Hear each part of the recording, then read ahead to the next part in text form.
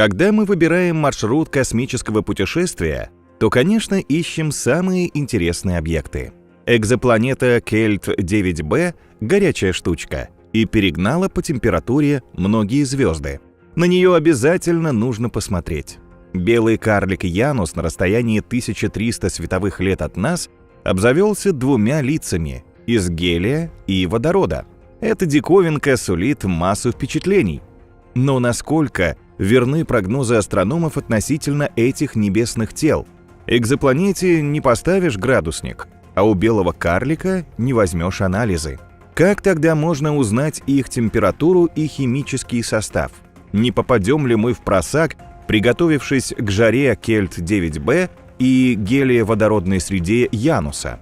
Давайте в этом разберемся. Готовим астрономические рулетки, защитные очки от слепящего света самых ярких звезд. Что еще нам понадобится в пути? Узнаем по ходу дела с помощью ученых. Они находят в небе все новые объекты, и это очень нелегкое занятие. Некоторые звезды и галактики, очень далеко от нас, даже по космическим меркам, прямо на краю Вселенной. А экзопланеты вообще маленькие и тусклые, поскольку сами не светят и только отражают излучение светил. Причем звезды порой затмевают их своим светом, мешая наблюдению. Ученые говорят, что далеко не всегда эти объекты удается увидеть в небе напрямую. Они используют различные методы, чтобы выловить в темном необъятном космосе новичков. Как их удается вывести на свет? Рассмотрим это на примере экзопланет, которые наиболее сложно обнаружить. Всего 93% экзопланет открывают с помощью наблюдений за периодическими пульсациями, поскольку метод очень ограничен. Он касается исключительно миров, вращающихся вокруг пульсаров. Эти нейтронные звезды посылают импульсы электромагнитного излучения с регулярной частотой. Позавидуют лучшие швейцарские часы. Если астрономы замечают хоть малейший сбой тайминга, то это нужный им объект. Скорее всего, в системе пульсара есть экзопланета. Это случается очень редко, поскольку нейтронные звезды – остатки после взрывов сверхновых. Во время катастрофы их планеты обычно разрушаются. Но есть и исключения. Пока наиболее перспективным считается система пульсара PSR J2007 плюс 3120. В ней удалось найти следы двух экзопланет. Они в несколько раз массивнее Земли и имеют период обращения в 1,9 и 3,6 года.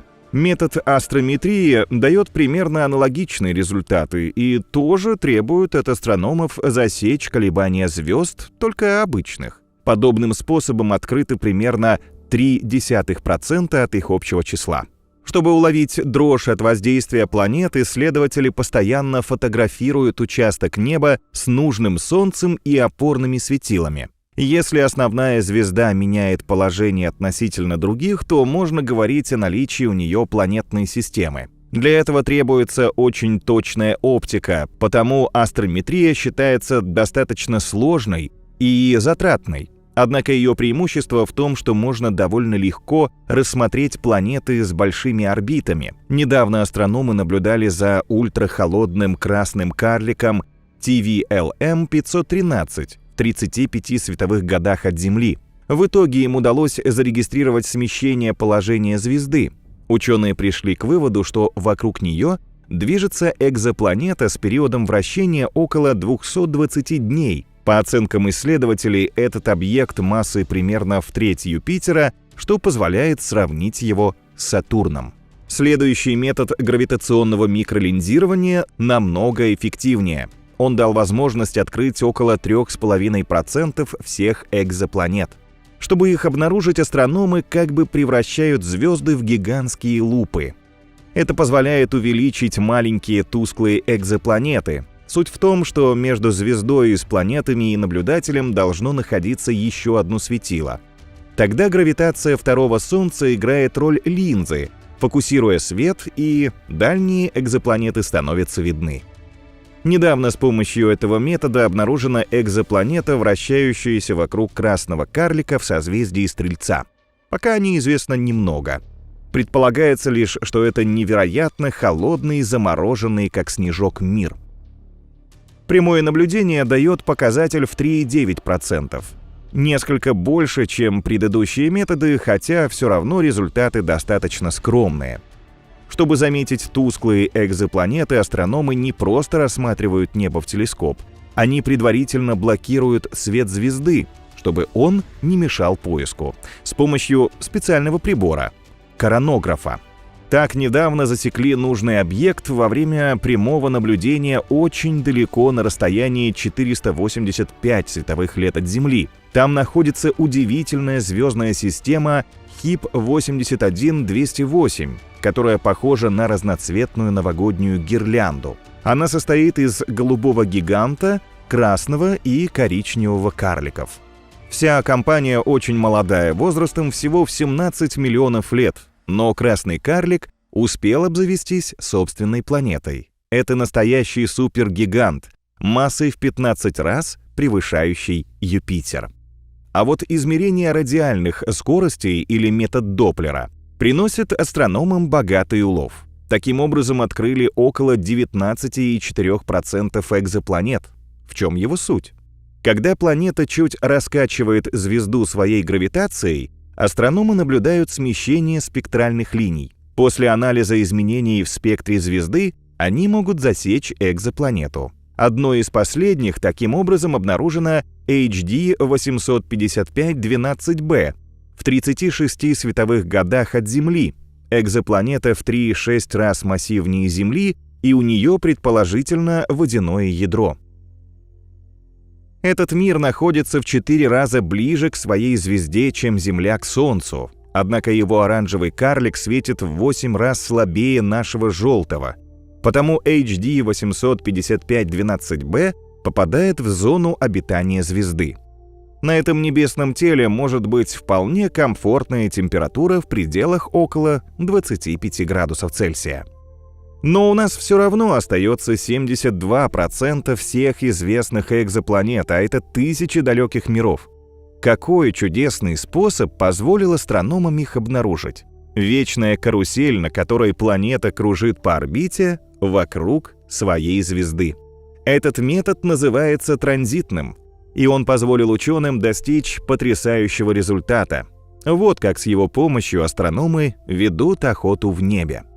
Если вокруг светила вращается планета, то астрономы периодически будут замечать нечто подобное солнечному затмению. Яркость звезды пойдет на спад, когда планета перекроет ее свет для наблюдателя. Удивительную экзопланету WD-1856b созвездия Дракона обнаружили именно так. Она оказалась гигантом, который перерос собственные светила. Да, обычно звезды неизмеримо больше. Солнце, например, в 10 раз превосходит в радиусе Землю. В случае с экзопланетой WD-1856b в 80 световых годах от Земли все наоборот. Она в 7 раз больше своей звезды белого карлика. Представьте, что волейбольный мяч вращается вокруг теннисного. Вот как будет выглядеть эта космическая парочка. Обнаружить экзопланету было очень сложно. Система чрезвычайно тусклая, ведь ее звезда белый карлик излучает только за счет внутреннего тепла. Его гигантская планета, к тому же, движется буквально бок о бок со своим миниатюрным светилом и облетает вокруг белого карлика всего за 1,5 дня, в 60 раз быстрее, чем Меркурий вокруг Солнца. Однако по-настоящему ученых поражает, что планета выжила при столь близком соседстве со звездой. Около 10 миллиардов лет назад это был горячий желтый карлик, как Солнце. В процессе эволюции за миллиарды лет он потерял значительную часть своего термоядерного топлива. Тогда звезда увеличилась в 1000 раз и превратилась в красного гиганта. По мере роста он должен был поглотить ближние планеты своей системы, но этого не случилось. Что спасло WD-1856b? По мнению ученых, экзопланета сформировалась как минимум в 50 раз дальше от своего нынешнего места и осталась недосягаемой для раздувшейся звезды. Но тогда как WD-1856b позже удалось перебраться так близко к светилу? На этот счет существует несколько гипотез. Наиболее вероятный сценарий связан с существованием вблизи от WD-1856b нескольких газовых гигантов размером с Юпитер. Их гравитационное влияние могло дестабилизировать планетную систему и отбросить WD-1856b к звезде. Более подробные детали об экзопланете узнать тяжело, ведь она расположена в 80 световых годах от Земли, а это миллиарды километров. Но как ученые высчитали это расстояние? Универсальной космической рулетки для замеров, понятно, не существует. Вместо нее астрономы рассчитывают, насколько удалены небесные объекты с помощью прямых наблюдений, теоретических моделей, а сейчас и компьютерного моделирования. Чаще всего применяется метод параллакса, о котором известно еще с древних времен. В 1611 году Галилео Галилей предложил дифференциальный метод параллаксов. Его смысл в следующем. Если все звезды удалены на разные расстояния от Земли, то более близкие будут смещаться сильнее, чем далекие, но расположенные с ними на небе по соседству. Лучше понять этот метод поможет простой эксперимент. Возьмите, например, карандаш и наведите на экран компьютера. Затем поочередно закройте каждый глаз. Эффект будет следующим. Правым глазом вы увидите карандаш на одном месте по отношению к экрану, а левым глазом — на другой. То есть вам будет казаться, что предмет наблюдения на заднем фоне смещается. Подобное движение объектов и называется параллаксом. В 1838 году немецкий математик и астроном Фридрих Вильгельм Бессель впервые измерил расстояние до звезды 61 Лебедя. Он использовал для необходимых расчетов гелиометр, старинный прибор измерения небольших углов на небе. Теперь параллаксы определяют, конечно, значительно точнее. В астрономических программах измерения проводятся по разным положениям Земли на ее орбите, как правило, в каждое время года по очереди. Так определяется угол наклона относительно наблюдаемого объекта и его фона. Вычисляя эти углы параллакса, астрономы могут достаточно верно оценить расстояние до звезд в радиусе 100 световых лет. Зонд Гайа Европейского космического агентства в данном случае раздвинул горизонты. Аппарат помог ученым с точностью до миллисекунд измерить параллакс многих объектов, причем очень далеких, которые находятся в нескольких десятках тысяч световых лет от нас. Однако определить расстояние до самых отдаленных звезд по-прежнему безумно сложно, а для магнитаров вообще было исключено. Только недавно ученые смогли сделать в этой области прорыв. С помощью параллакса они определили расстояние до далекого магнитара XTE J1810-197, который оценивается в 8150 световых лет. Сейчас постоянно разрабатываются новые методы определения расстояния до далеких космических объектов.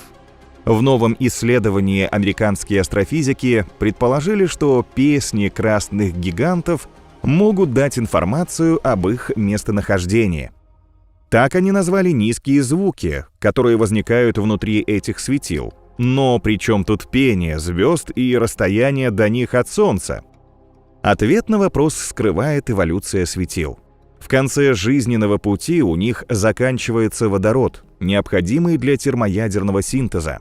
После этого звезды остывают и раздуваются, превращаясь в красных гигантов. Их яркость меняется из-за невероятно сильных звуковых волн, которые колеблются внутри них.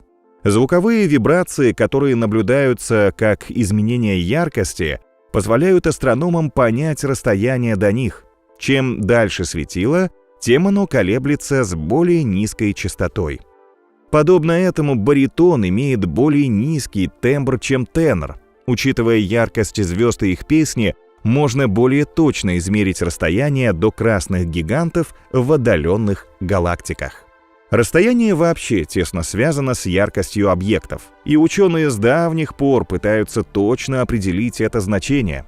Еще во II веке до нашей эры Древнегреческий астроном Гиппарх разделил все звезды на 6 величин. Самым ярким он присвоил первую величину, самым тусклым — шестую, а остальные распределил в промежутке между ними.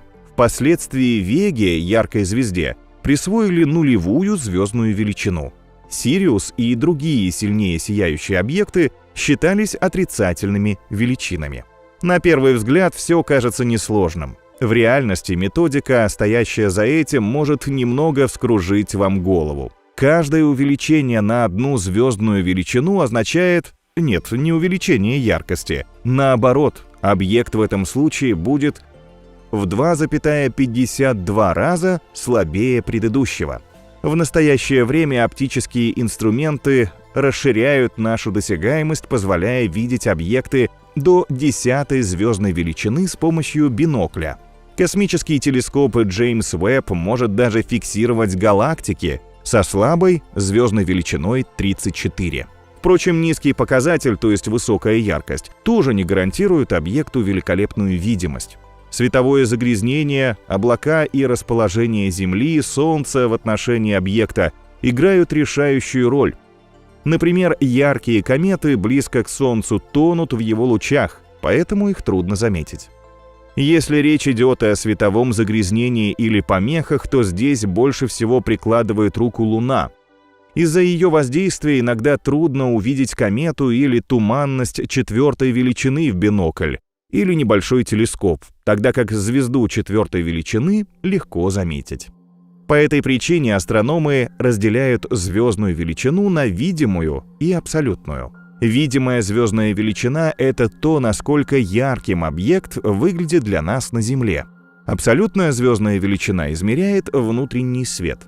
Для звезд она показывает, насколько яркими они выглядят на фиксированном расстоянии, а для планет измеряется расстоянием Земля-Солнце. Когда мы имеем дело с рассеянными объектами, такими как туманности, звездная величина рассчитывается как сумма всех видимых яркостей. От расстояния и яркости во многом зависит определение возраста космических объектов. Понятно, что из-за расширения Вселенной небесных старожилов относят на ее окраины, но это общее правило. Чтобы точнее определить возраст космических объектов, ученым приходится как следует попотеть. Недавно на краю мироздания ученые с помощью космического телескопа Джеймс Уэбб обнаружили 2 галактики. Это настоящие космические динозавры, которые появились спустя всего 350 и 450 миллионов лет после Большого взрыва. При этом первая из них, Глаз Z13, считается самой старой на сегодняшний день. Возраст этих галактик ученые определили по высоким показателям красного смещения. Чем оно больше, тем длиннее расстояние преодолел свет до достижения Земли. Чтобы идентифицировать древнейшие галактики, исследователи сначала пересмотрели снимки Джеймса Уэбба и выбрали наиболее перспективные объекты на основе их цвета. Какие галактики особенно заинтересовали исследователей? Прежде всего те, которые незаметны в видимом свете, но отображаются в инфракрасном диапазоне. Это означает, что галактика сильно смещена в красную часть спектра, а это делает ее потенциально очень старой.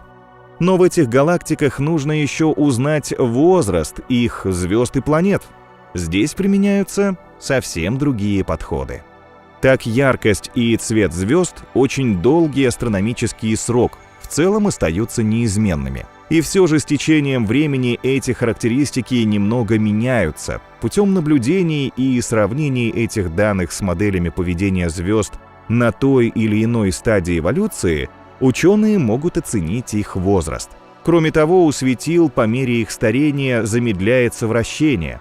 С помощью метода, известного как гирохронология, астрономы сравнивают, как быстро кружатся звезды разного возраста. Их вращение создает сильное магнитное поле, а его активность вызывает появление звездных вспышек, то есть выбросов энергии света. Снижение такой активности говорит о том, что звезда пожилая. Есть еще один эффективный метод расчета, который называется астросейсмологией. Он основан на изучении вибраций на поверхности звезд. вызванных волнами из их недр.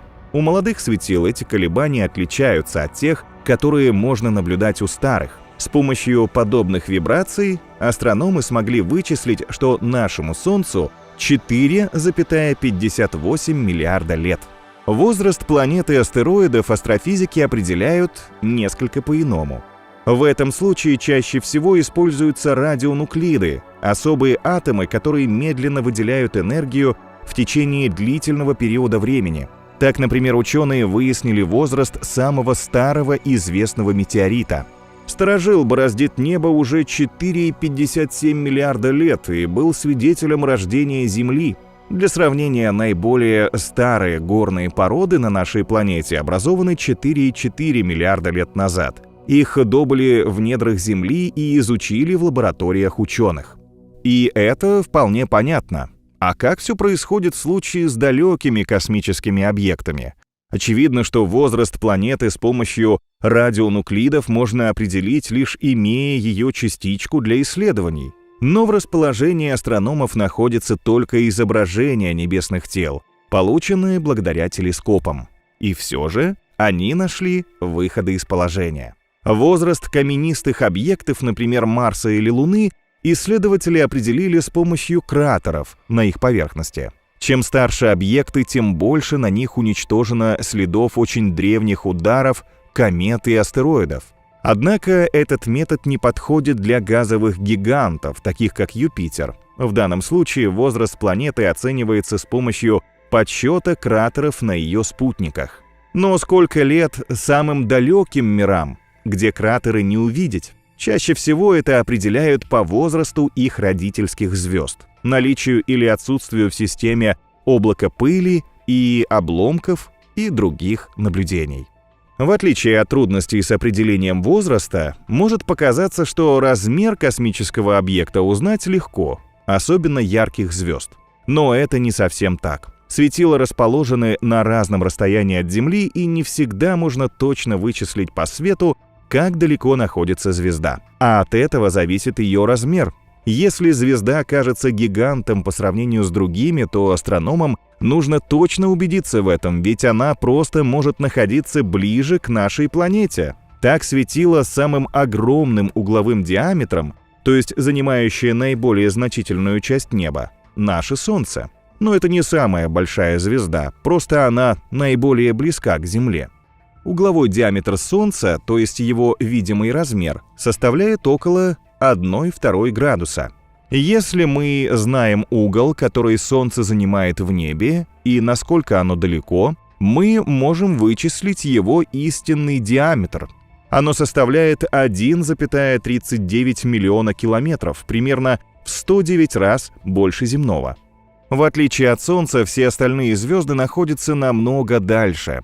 Проблема с оценкой их углового диаметра заключается в том, что границу между самой звездой и ее атмосферой иногда очень трудно определить. К этому нужно добавить тот факт, что звезды пульсируют, а потом их размер меняется. К счастью, существует несколько эффективных методов оценки размеров звезд. Один из них дает очень точные диаметры, но может быть использован только для ограниченного количества звезд. Что это за волшебная космическая рулетка? В ее роли выступает наша Луна. Способ измерения расстояния заключается в наблюдении за ослаблением света звезды, когда перед ней проходит наш спутник. Астрономы при этом засекают время, необходимое для того, чтобы яркость звезды упала до нуля. Поскольку мы знаем, как быстро Луна движется по своей орбите вокруг Земли, можно вычислить угловой диаметр звезды. Если расстояние до нее также известно, получится определить диаметр светила в километрах. Правда, это работает только для довольно ярких звезд в зоне зодиака. Луна или гораздо реже планета может пройти перед ними, если смотреть с Земли. Впрочем, существуют и другие способы определения размера далеких небесных тел. Зная расстояние, яркость на единицу площади и количество света, попадающего в телескоп, можно вычислить площадь объекта и, следовательно, узнать его размер. Исходя из подобных расчетов, самой большой звездой в локальной Вселенной считается UY-щита. Радиус звезды примерно в 1700 раз больше солнечного, а объем примерно в 5 миллиардов раз превосходит нашу звезду. Этот красный сверхгигант находится в нашей галактике на расстоянии 9,5 тысяч световых лет от нас, и он примерно в 120 тысяч раз ярче Солнца. Если бы эта звезда каким-то образом оказалась в центре Солнечной системы, то поглотила бы Меркурий, Венеру, Землю, Марс и даже Юпитер. Ну и пару слов о планетах. Их радиусы определяют, когда объект проходит перед своей звездой. Тогда астрономы видят тень экзопланеты, а следовательно ее размер относительно светила. Этот потрясающий небесный театр теней, и он помогает ученым вычислить настоящий диаметр планеты. Размер, как говорится, имеет значение, но все же более важным параметром ученые называют массу, хотя бы потому, что размер звезды может меняться, в то же время масса является более постоянной величиной. Вместе с тем, масса тоже зависит от многих факторов. Если вы решите проверить свой вес в разных местах космоса, вас ждут неожиданные сюрпризы, и тогда все станет понятнее. Впрочем, давайте обо всем по порядку. Астрофизики взвешивают все в широчайшем диапазоне, от электронов до самых крупных космических объектов. Это вроде бы обычный и знакомый нам процесс. Встал на весы и готово. Однако на самом деле все сложнее. Когда мы взвешиваемся, то определяем не свою массу. На табло возникает показатель силы, с которой наше тело притягивает гравитация Земли. На других планетах будут иные результаты, и мы можем использовать это невероятное свойство природы в своем путешествии. Стрелки ваших весов застыли на 100 килограммах, и вы не знаете, как сбросить вес? Все очень просто. Летим на Марс, и там вы будете весить 35 килограммов, как ребенок. Хотите еще меньше, тогда вам на Луну. Там ваше тело потянет менее чем 15 килограммов. Но это уже вообще анорексия. Так что, может, на нашем спутнике взвешиваться не стоит. Еще хуже все будет в условиях полной невесомости. Став на весы, вы можете получить настоящий шок. Табло покажет 0. Впрочем, результат будет аналогичным, если бросить на чашу астероид, планету или целую звезду. Хорошо, но как тогда взвешиваются члены экипажей Международной космической станции? Зная величину силы тяжести и измерив ускорение тела, можно вычислить его массу. Для этого на МКС установлен ускоритель с соответствующими датчиками, и космонавты регулярно пользуются его услугами. Правда, механика этого устройства несколько сложнее, чем весы, зато она обеспечивает приемлемую точность результатов. С космическими объектами все иначе. Мы не можем до них дотянуться и определить массу с помощью специального устройства, подобно астронавтам на МКС. Как же астрофизики выходят из положения? Прежде всего, здесь нужно учесть, что существует два типа массы. Про первую, инерционную, мы только что рассказали. Вторая, гравитационная, определяет, насколько сильно тело будут притягивать к себе другие объекты под действием всемирного тяготения. Ученые очень долго пытались выяснить, всегда ли величина этих двух масс для одного и того же объекта совпадает, или при каких-то обстоятельствах они отличаются. Понятно, что не существует реального рычага, с помощью которого Архимед хотел поднять Землю, но во все времена ученые мечтали это сделать. Взвесить Землю впервые попытался британский физик Генри Кевендиш в 1797-1798 годах. Он использовал усовершенствованный им крутильный маятник с предварительно измеренным показателем упругости. На его концах были закреплены маленькие металлические шарики. Ученый хотел зарегистрировать изменения при приближении к ним гораздо более тяжелых свинцовых шаров массой по 158 килограммов. Зная силу, с которой малые шары притягиваются к большим, а большие к Земле, ученый смог вычислить ее среднюю плотность. Параметр оказался равным 5,448 грамма на сантиметр в кубе. Это был невероятно точный на то время показатель, который менее чем на процент отличается от современного значения. Результат позволил заключить, что наша планета состоит преимущественно из металлов, а вода и каменистые породы занимают в ее составе сравнительно небольшую долю. Радиус Земли, следовательно, и ее объем во времена Кевендиша были уже достаточно хорошо известны, и дальше не составило трудностей вычислить массу. А зная ускорение свободного падения у земной поверхности, можно было рассчитать значение гравитационной постоянной.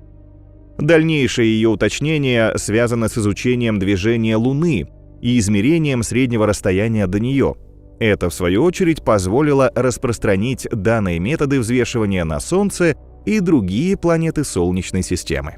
В конце XIX века уже были с приемлемой точностью известны средние расстояния всех планет от Солнца, благодаря чему удалось определить массу нашей звезды. Она составляет невероятные 2 на 10 в 30 степени килограммов, двойку с 30 нулями. Также более или менее точно взвесили планеты, имеющие спутники. Массу Меркурия и Венеры оценили по гравитационным возмущениям, которые они оказывают на другие объекты Солнечной системы. Показатель уточнили, когда к этим планетам полетели космические аппараты. Есть и другие способы определения массы планеты или ее спутников. Подсказки могут дать их орбиты. Чем больше скорость небесного тела, тем мощнее сила притяжения со стороны его хозяина. Это заставляет планету или Луну двигаться по замкнутой орбите. Рассчитав их скорость и радиус орбиты, можно определить массу центрального тела, звезды для планеты или планеты для ее спутника. А вот оценки массы карликовых планет, комет и астероидов, до сих пор не блещут особой точностью, кроме тех, где побывали космические зонды. В двойных звездных системах, где оба компаньона мало отличаются друг от друга, центр масс расположен в пространстве между ними. Чем ближе планета окажется к этому центру, тем она будет тяжелее. После звезд и планет ученые решили дотянуться до галактик. И, конечно, нам интереснее всего посмотреть это на примере Млечного Пути. Есть несколько подходов к оценке массы галактики. Один из них требует исследования движения вне звезд. Большинство из них вращается по круговой орбите вокруг галактического центра. Это дает возможность исследовать скорость и расстояние звезды от центра, чтобы определить массу внутри ее орбиты. Однако недавно астрономы выяснили, что масса галактик значительно больше, чем следует из наблюдений за звездами. И основная ее часть приходится на окраины и галактическое гало. Все дело в темной материи, которая составляет большую часть галактической массы. Но какая же в конце концов масса Млечного Пути с учетом всех данных факторов? Считается, что для таких крупных объектов, как галактики, удобнее отображать этот показатель на основе Солнца. Так Млечный Путь тянет примерно на 1 триллион солнечных масс.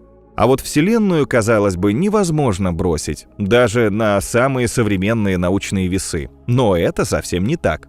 Сам факт ее существования дает возможность установить определенные ограничения на вселенскую массу. Будь она слишком велика, массивные тела уже давно притянулись бы друг к другу. Чтобы определить нижнюю границу, астрономы попытались взвесить все вещество, находящееся в сфере досягаемости современных средств наблюдений. Звезды, галактики, межгалактические газовые облака. Подсчеты постоянно усложнялись с появлением все новых компонентов – экзопланет, темной материи, нейтрино.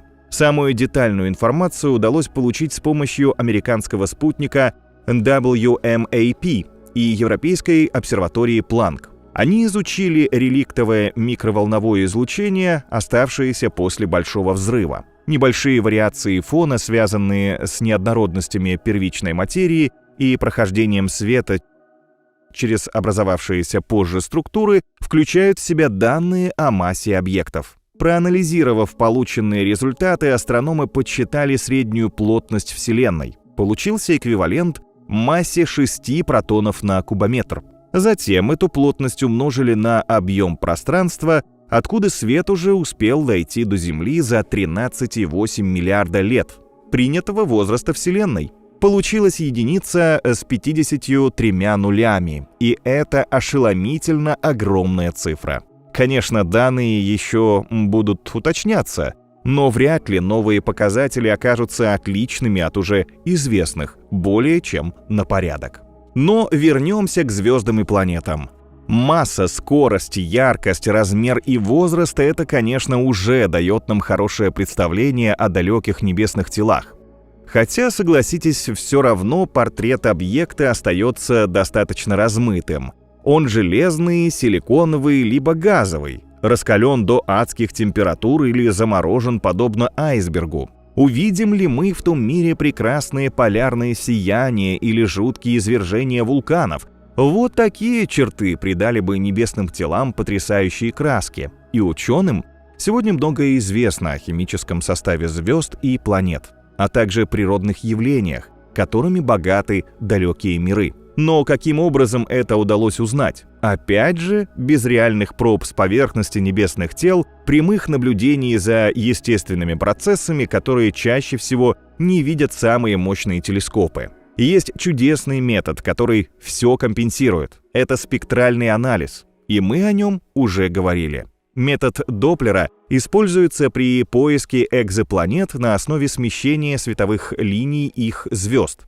И это только один из аспектов применения астрометрической спектроскопии. Еще в 1802 году астрономы заметили темные линии на спектре Солнца, а их обширное исследование и классификацию провели в 1814 году. Тогда уже стало известно, что своим набором световых полос обладает Солнце, Сириус, Венера и искусственные источники излучения. Значит, эти линии зависят исключительно от источника света. На них не влияет земная атмосфера или свойства оптического прибора. Вскоре была установлена связь между линиями в спектре Солнца и излучением различных веществ. Оказалось, что каждый химический элемент имеет собственный уникальный отпечаток, свой набор спектральных линий. Следовательно, по излучению любого объекта можно узнать о его составе. Каждый элемент в периодической таблице будет производить ряд уникальных ярких линий. У водорода они выглядят как у гелия, который не похож на углерод, в свою очередь не сходный с железом. Таким образом, астрономы могут определить химический состав звезд и планет по линиям их спектров. В дальнейшем, благодаря спектральному анализу, были открыты многие химические элементы. Это, например, гелий. Впервые его обнаружили на Солнце, за что он и получил свое название. Если вы захотите увидеть полный спектр света, то на Земле это сделать легко. Стоит только выйти из дома после ливня и полюбоваться на великолепную радугу. Наши глаза в этом случае разлагают на составляющие солнечный свет, проходящий сквозь капли дождя. Или если радуги встречаются в нашей местности редко, можно поступить по-другому. Все, что вам нужно сделать, это использовать щель, чтобы сфокусировать узкий луч света на призме. Излучение разделится на соответствующие радуги. Подобная установка на самом деле является базовым спектрометром. Но это только в оптическом или видимом свете. А электромагнитный спектр охватывает все виды излучения: видимое, инфракрасное, ультрафиолетовое, рентгеновское, радиоволновое и гамма-лучи. С его помощью ученые изучают характеристики далеких небесных тел во всех этих диапазонах световых волн. Ширина линии света подскажет, насколько быстро движется материал. Из этого ученые могут сделать вывод о силе ветров в тех или иных мирах. Если же линии смещаются вперед и назад, это говорит о вращении одной звезды вокруг другой. А когда спектральные линии растут или затухают, значит, в объектах происходят физические изменения. Спектроскопия помогает ученым понять еще очень многое. Она подскажет, как объект вроде черной дыры, нейтронной звезды или квазара производит свет, насколько быстро он движется и из каких элементов состоит. С помощью спектроскопии астрономы приблизились к пониманию природы газовых туманностей, колец Сатурна и многого другого. А излучение между звездами позволяет изучать межзвездную среду и даже заглянуть на край Вселенной, многое узнав о ее форме, возрасте, составе. Сегодня, по словам ученых, без спектрального анализа не проходит практически ни одного астрономического наблюдения. Спектрометры несут на себе марсоходы, зонды, космические телескопы и исследовательские спутники. Они ищут цветовые отпечатки небесных тел в разных диапазонах, особенно инфракрасном и радиоволновом. Вот один из примеров этого процесса. Свет Солнца отражается от Марса, теряет в синей части спектра больше, чем в красной. Отсюда астрономы делают вывод, что на Марсе много оксида железа, придающего ему красноватый цвет ржавчины. В спектре заметны также две полосы поглощения, связанные с углекислотой. Значит, она есть в атмосфере планеты. Одним из самых важных в спектроскопии астрономы считают вычисление температуры небесных тел. Так что спрячьте градусники, если вы взяли их в полет. Ученые определяют эту характеристику на основе излучения объектов, тепловой энергии, выделяемой в виде инфракрасного света. Его отлично распознают телескопы нового поколения, особенно прибор среднего инфракрасного диапазона Джеймса Уэбба. Что касается звезд, то выделить самые горячие кажется нетрудно. Очевидно, они должны быть наиболее яркими и большими. В реальности все сложнее. Конечно, огромные сияющие космические объекты очень горячи, но по-разному. Если в составе звезды присутствуют тяжелые элементы, то энергия ее излучения окажется в разы больше, или наоборот. И тут возможны самые неожиданные повороты. Экзопланета Кельт-9b, например, оказалась намного горячее многих звезд. Температура ее поверхности достигает 5300 градусов Цельсия. Но до самых раскаленных светил ей, конечно, далеко. В ядре звезд температура способна достигать миллионов или даже миллиардов градусов. При ее измерении важное значение также имеет площадь поверхности небесного тела. Звезды не просто производят энергию, но еще отдают ее в космическое пространство. И чем больше площадь светила, тем больше расход энергии. Однако существует еще множество параметров, которые влияют на термические показатели звезды. Наиболее наглядный — цвет небесного тела. И в соответствии с этим астрономы составили упрощенную систему определения температуры светила. В ее основе лежит излучение черного тела.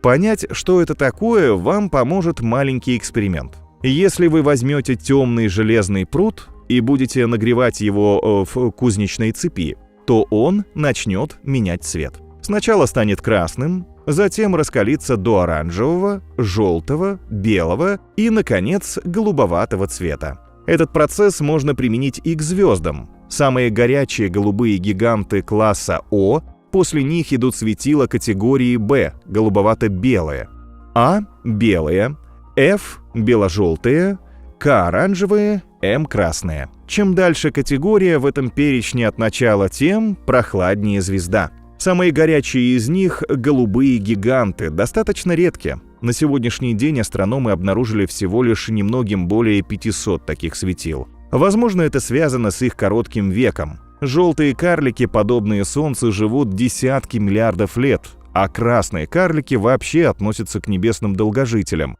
возраст которых иногда исчисляется триллионами лет. Зато раскаленные голубые звезды, ярко блеснув на небе всего несколько миллионов лет, обычно взрываются сверхновыми. Но это еще не все. Нужны подробные сведения об атмосфере объекта, отражательные способности его облаков, наличие или отсутствие парникового эффекта. Современные технологии не дают возможность все это точно вычислить в далеком космосе. Из-за неточностей в расчетах во время космического путешествия вместо комфортной обстановки на какой-то экзопланете мы можем попасть в адский холод или жару.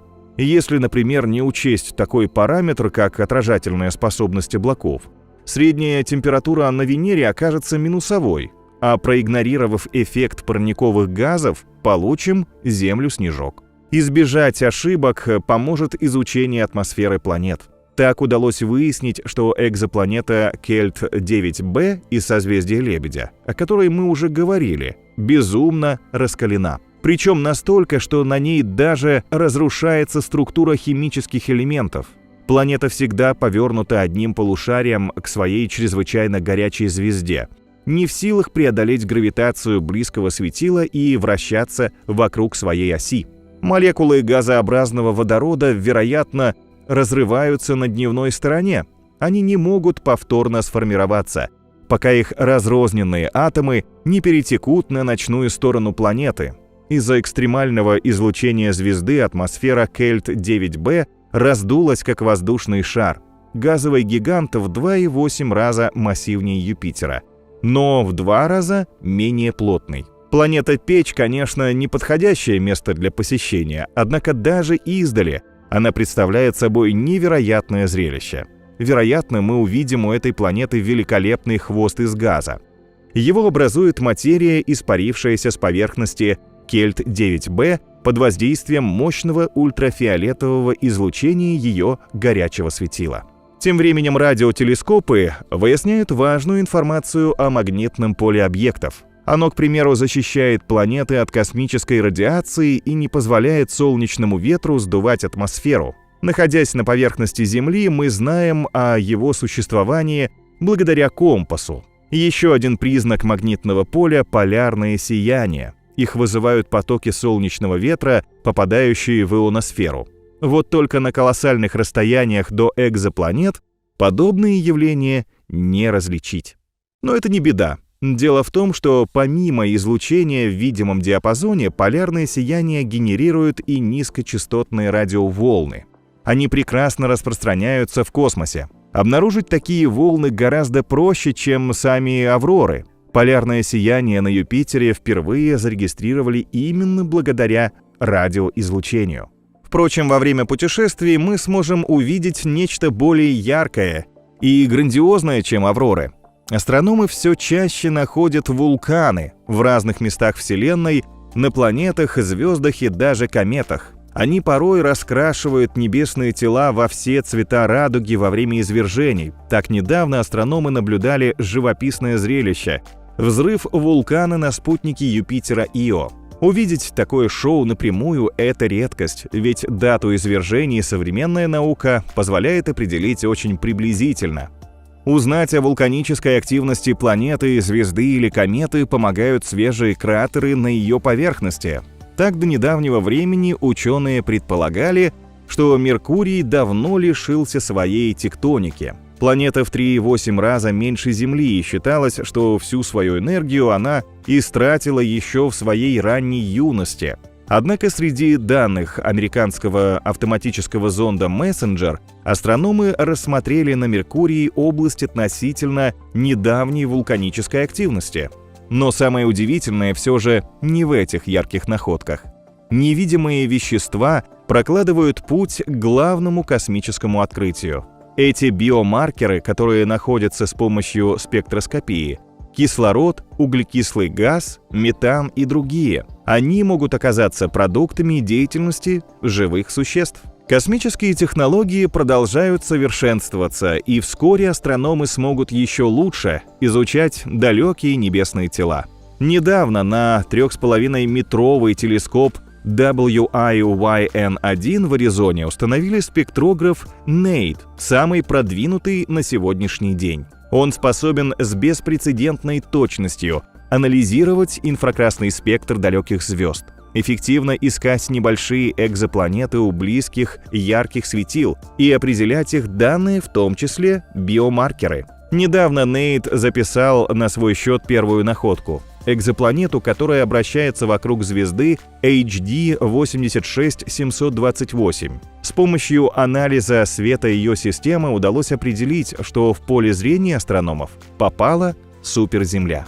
Она расположена в 5 раз ближе к своему желтому карлику, чем наша планета, и должна представлять собой пылающий от жары мир. В таком аду вряд ли найдутся биомаркеры, и вообще условия для нашей экскурсии, скорее всего, неподходящие. Но это лишь первая проба сил NEID. А если учесть, что вскоре планируется ввести в строй целую серию перспективных спектрографов, то они наверняка порадуют нас множеством новых потрясающих маршрутов.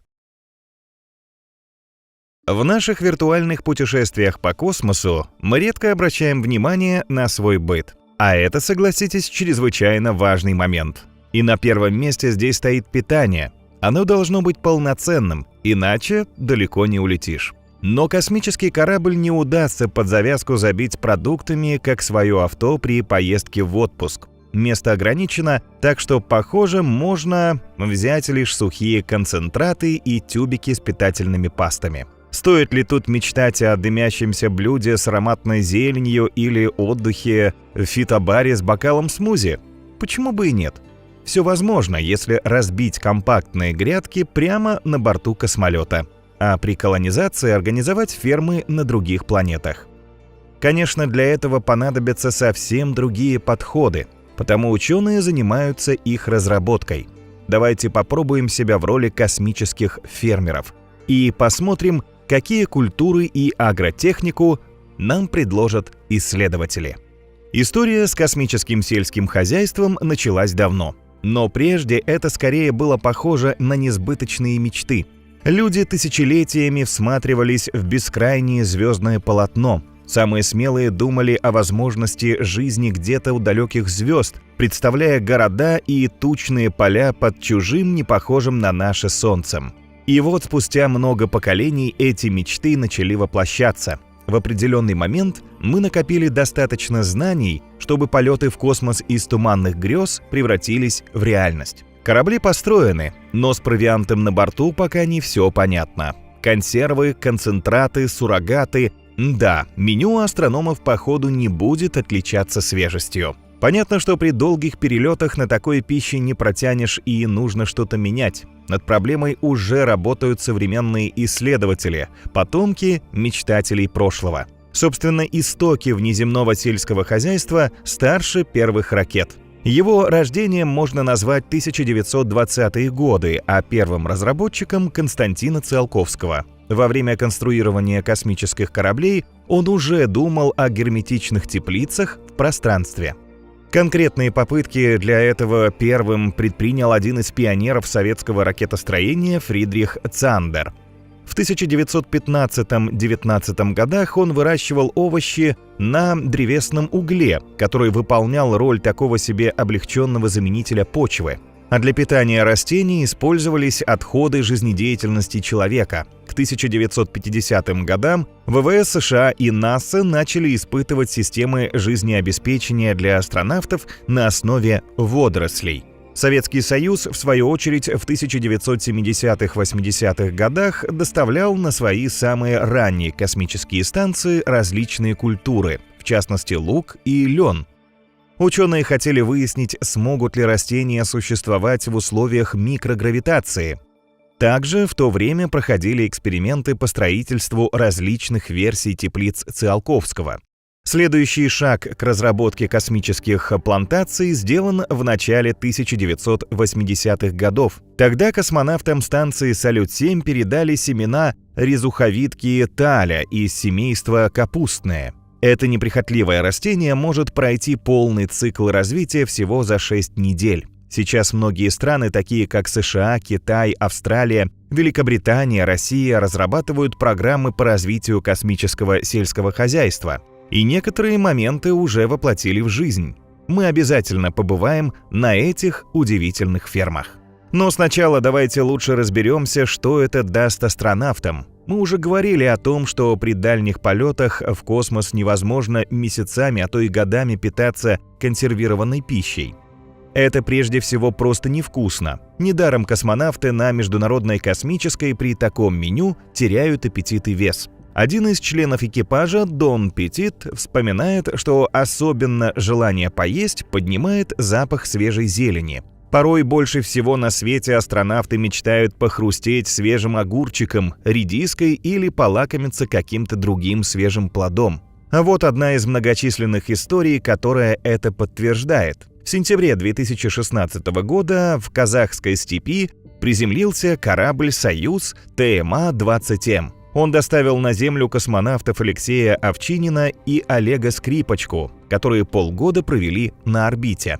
Как только Овчинин выбрался из капсулы, коллеги вручили ему свежий арбуз. Именно об этом космонавт заранее попросил их, поскольку желание отведать свежий сочный плод преследовало его день и ночь. Овчинин не единственный обитатель МКС, скучавший по фруктам. Многие работники станции говорят, что сильнее всего в долгих миссиях не хватает именно привычной, неконсервированной еды. Уход за грядками также хорошо влияет на психологическое состояние людей. Время, проведенное на космическом огороде, улучшает самочувствие, повышает моральный дух экипажа. Некоторые космонавты утверждают, что это оставляет одно из самых ярких впечатлений от полета. Наряду с психическим здоровьем свежая зелень укрепляет весь организм. Нам в детстве говорили, что лук помогает от 7 недуг, а если есть яблоко на ужин, доктор не нужен. Эти правила работают в космосе. Всемирная организация здравоохранения советует взрослым съедать около 400 граммов свежих плодов в день. Конечно, овощи есть в составе консервированной пищи космонавтов, но это совсем не то. В настоящее время большая часть продуктов подвергается термической обработке или сублимационной сушке. Оба этих метода, как считается, сохраняют полезные свойства пищи. Однако всего за 1 год хранения в них разрушаются витамины А, С и К, фолиевая кислота и тиамин, а, к примеру, миссия на Марс может потребовать хранения пищи в течение 5 лет. Таким образом, понадобится новый источник этих витаминов. Константин Циолковский видел выход только в космических фермах. Люди, по его замыслу, поставляли бы растениям углекислый газ, а получали взамен пищу и кислород. Идеальное сотрудничество. И, наконец, посмотрим на экономику. Поставки продовольствия на космические станции и другие длительные миссии обходятся чрезвычайно дорого. Одному астронавту на Международной космической станции требуется примерно 1,8 килограмма продовольствия в день. Для 3-летнего полета на Марс с экипажем из 4 человек это количество может вырасти до 11 тысяч килограммов. Так что без самостоятельного производства пищи астронавтам вряд ли обойтись. Но это, по словам ученых, очень сложная задача.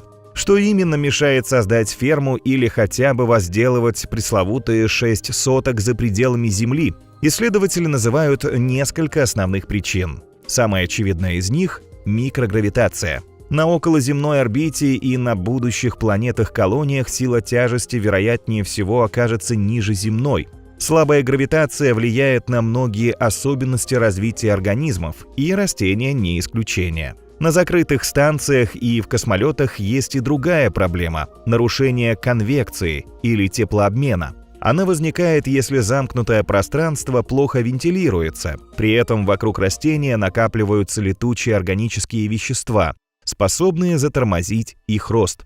Не будем забывать и о безумной радиации, которая свирепствует в космосе. Ее мощные потоки, конечно, уничтожат любые плодовые культуры. Если космические лучи несколько слабее, то от этого не легче.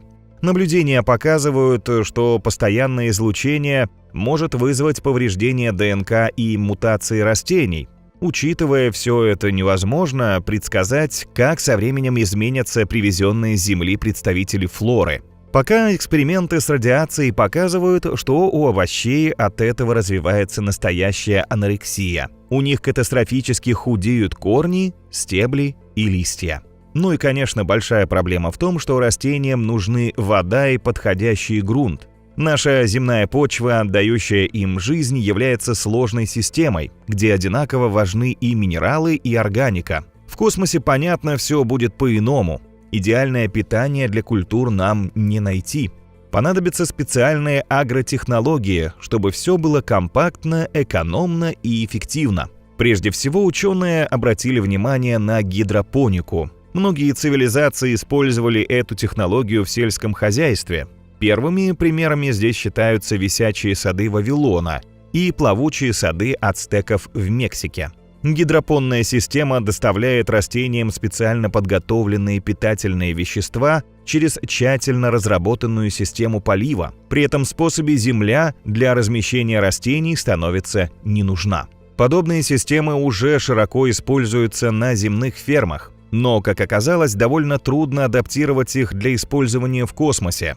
Лучи солнца необходимо заменить искусственным освещением, а минералы, кислород и вода должны поступать прямо в корневую систему. Правда, отсутствие почвы ликвидирует проблемы с вредными насекомыми, устраняя необходимость в пестицидах. Еще более перспективной в космическом сельском хозяйстве считается аэропоника, и она уже неплохо проявила себя в невесомости. Главный принцип метода в том, что корневая система растения не погружается в почву или ее субстрат, как это делается при органическом выращивании. Культурам не нужен и питательный раствор, подобно технологиям гидропоники. Корневая масса при аэропонике оказывается словно подвешенной в воздухе. Если такое растение постоянно кормить и поить напрямую через корни, урожай будет богатым. Для подобных космических грядок специалисты сконструировали специальные стеллажи с отверстиями для фиксации каждого куста. Под стеллажом размещена камера для орошения корней растений. Система абсолютно герметична. Здесь же установлены форсунки, которые обеспечивают распыление питательной влаги. Процесс полностью автоматизирован, что особенно важно из-за необходимости непрерывного орошения корневой системы. А избыток влаги, распыляемой форсунками, оседает на дне камеры и затем испаряется, обволакивая корни растений словно туман. Благодаря этому процесс вегетации ускоряется. Как следствие, урожай можно получить быстрее. Знаете, сколько раз можно лакомиться свежими плодами, полученными с помощью аэропоники? Опытные растениеводы утверждают, что можно получить до 6 урожаев в год. Согласитесь, что это просто подарок космическим фермерам. Ну и не менее важно, что все эти методы позволяют экономить место в закрытом помещении. Вертикальные фермы, где можно применять гидропонику и аэропонику, наиболее подходят для ограниченных площадей космического корабля или станции. По большому счету, вертикальное земледелие схоже с тепличным, только для него требуется намного меньше места. Грядки располагаются не на одном уровне, а высокими рядами. Если сравнивать с традиционным методом выращивания, вертикальные фермы могут быть производительнее в 3-4 раза, и они уже начинают приживаться в космическом пространстве. Чтобы осмотреть такое хозяйство и поднабраться опыта, давайте в роли космических фермеров отправимся на Международную космическую станцию. МКС вращается всего в 430 километрах от Земли. Но даже на таком расстоянии трудно регулярно снабжать экипажи свежей зеленью. В любой момент могут помешать экстремальные солнечные бури, поломки грузовых челноков и иные причины. На МКС давно развернуты космические фермы и проводятся эксперименты с различными растениями. Многие астронавты уже попробовали себя в роли фермеров, и в их хозяйстве даже происходили курьезные случаи. Так, в 2022 году Фрэнк Рубио во время эксперимента случайно потерял 2 помидора в герметичном пластиковом пакете. Эти овощи были найдены через 8 месяцев следующей командой.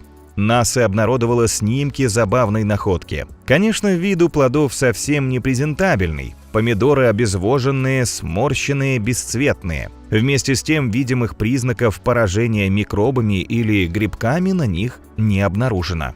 Словом, эти мумии неплохо продемонстрировали возможности хранения урожая в условиях невесомости. Но ученым важнее узнать, какие растения будут лучше развиваться в космосе и давать хороший урожай. Это вопрос, которым занимаются специалисты проекта Plant Habitat 03. Они планируют провести такую себе многоходовку, посеять земные семена на Международной космической станции, собрать урожай и вернуть его на Землю. После этого семена из плодов, собранных на МКС, вновь планируется отправить в космос, вместе с тем посевным материалом, который на станции не был. Так ученые смогут увидеть, изменилась ли ДНК растений в условиях микрогравитации и унаследуют ли будущие поколения эти мутации. Эволюция любой формы жизни на Земле может занять тысячи лет. Но исследователи надеются, что в космосе все произойдет значительно быстрее. Растения быстро адаптируются и сохранят изменения уже в следующем поколении. Исследователи уже обнаружили, что культуры в условиях микрогравитации могут давать больший урожай, чем на Земле. До 1000 пучков салата, трав и овощей менее чем за 25 дней на ограниченной площади – вот рекорд на МКС. Борт-инженер НАСА Джессика Уоткинс, например, вырастила, а затем собрала редис и листовую капусту на борту станции без какой-либо почвы. Уоткинс использовала в своих экспериментах технологии гидропоники и аэропоники на стеллажах с грядками-камерами. В обоих случаях результаты получились отличными. В то же время традиционное фермерство, где нужна почва, тоже преподнесло членам экипажа приятный сюрприз. Например, выяснилось, что овощи легче пересаживать в космосе, чем на Земле. В ходе эксперимента семена посеяли в специальные подушки, контейнеры, содержащие питательную среду на основе глины и органического удобрения. Некоторые культуры, особенно зеленая горчица, великолепно взошли и выросли в этой смеси, а вот отдельные виды салата не хотели развиваться. Тогда астронавт Майкл Хопкинс попытался спасти неудачливый овощ, отправив его в другую смесь. Салат плохо переносит пересадку на Земле, зато в космосе опыт Хопкинса дал прекрасный результат. Ученые сделали вывод, что растения легче справляются со сменой места в условиях микрогравитации. Но это еще предстоит проверить. Ну а салат отлично вырос, и, как утверждают астронавты, на вкус был даже более нежным и приятным, чем на Земле. А хотите попробовать настоящий деликатес? Недавно членам экипажа МКС это удалось. Они собрали рекордный урожай перца чили в рамках исследования Plant Habitat 04, которое длилось 137 дней. Перед началом опытов на МКС доставили 48 продезинфицированных семян перца. Астронавт НАСА Шейн Кимбро заложил их в специальную установку и долил воду. Впоследствии из проросших семян оставили лишь 4, чтобы растения получили достаточно места для развития на общей площади размером с большую микроволновую печь. Через несколько недель после всхода перец зацвел. Первый урожай из 7 плодов астронавты съели просто так, в свежем виде, а во второй раз, когда собрали уже 12 плодов, их частично превратили в нечто особенное для условий космоса. Астронавт НАСА Меган МакАртур приготовила из части перцев мексиканское блюдо тако, добавив в лепешку, кроме чили, доставленные с Земли помидоры и артишоки. Члены экипажа говорят, что тако-вечеринка удалась на славу, а оставшиеся перцы они отправили на Землю для проведения исследований. После успеха с чили в НАСА собираются выращивать на Международной космической станции карликовые помидоры. И, конечно, продолжат тестировать новые виды листовой зелени. Подводя итоги проведенных исследований, ученые говорят, что микрогравитация не влияет на питательные качества овощей, но некоторые виды все же заметно теряют во вкусе. Также исследования показали, что растения в условиях микрогравитации лишаются устойчивости к инфекциям. Это, например, относится к кишечной палочке и сальмонелле, а салат, выращенный на МКС, имел повышенный уровень бактерий по сравнению с земными аналогами. И виновными в этом ученые неожиданно объявили, кого бы вы думали, самих космических фермеров. Вот как исследователи объясняют свой вывод. Несмотря на различные меры противодействия, МКС остается изолированной воздушной системой. В таких условиях сами астронавты становятся источником бактерий, которые могут заразить уязвимые растения. Чтобы сделать овощи устойчивыми к инфекциям, ученые предлагают изменить генетику растений. Исследователи уже начали тестировать сорта салата с разным генофондом, чтобы увидеть, как они реагируют на микрогравитацию и рост в замкнутом пространстве. Нам же самое время вспомнить о деревьях. Ученые говорят, что они могут расти на орбите, так что садоводство в космосе не исключено. Однако его масштабы на МКС совсем иные, чем те, к которым мы привыкли. Помните бабушкину пальму, которая росла в огромной катке и вершиной упиралась в потолок? Вряд ли нам удастся увидеть нечто подобное на космической станции. Там деревьям могут предложить только относительно небольшие горшки, и расти в них будут исключительно суперкарликовые сорта. Однако некоторые породы успели и в таких условиях себя хорошо проявить. Эксперименты на МКС показали, что молодые саженцы ели при микрогравитации растут даже быстрее, чем на Земле. А вот на вид они получаются какими-то химерами. Все свои иголки еле опускают вниз. Какие еще сюрпризы преподнесет орбитальный еловый бор? Ученые надеются узнать об этом в дальнейшем, ведь эксперимент продолжается. Зато с цветами, кажется, все в полном порядке. В космосе они столь же великолепны, как и на Земле. Недавно на борту Международной космической станции впервые распустилась прекрасная циния. Ее яркие оранжевые цветки долго создавали на МКС праздничное настроение. Об этом написал в соцсетях космонавт Скотт Келли. Теперь экипаж станции готовится вырастить салат ромен по той же технологии, что и цинии. А мы тем временем отправимся перенимать опыт на лунные фермы. Там уже есть что посмотреть. Китай создал первые в истории грядки на нашем спутнике. Как такое удалось? Китайские космонавты не высаживались ведь на Луне.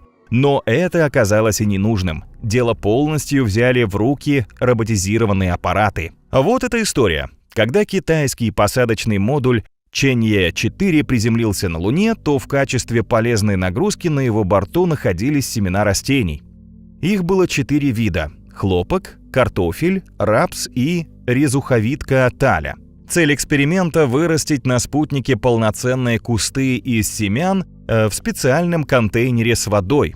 Ученым предстояло узнать, как гравитация Луны и высокая доза излучения влияют на растения. Для этого такие же семена посеяли на Земле в условиях, аналогичных лунным. На первом этапе результаты сравнения двух грядок оказались фантастическими. Лунная гравитация, которая в 6 раз ниже, чем на Земле, ускорила прорастание семян. Правда, взошел только хлопок, но ученые и это считают огромным достижением, ведь растениям пришлось столкнуться на нашем спутнике с огромными вызовами. Самую большую угрозу для акустика хлопка представляла долгая лунная ночь, которая началась через 9 земных дней после приземления аппарата Чанье-4. Температура внутри контейнера опустилась до минус 52 градусов Цельсия, а повысилась она только через 18 земных дней. Для чистоты эксперимента ученые на Земле тоже снизили температуру при выращивании семян. Когда наступил лунный день, то саженец все еще продолжал быть зеленым и стоял в вертикальном положении. Затем хлопок пережил второй лунный день, который длился более 2 земных недель, хотя его рост остановился.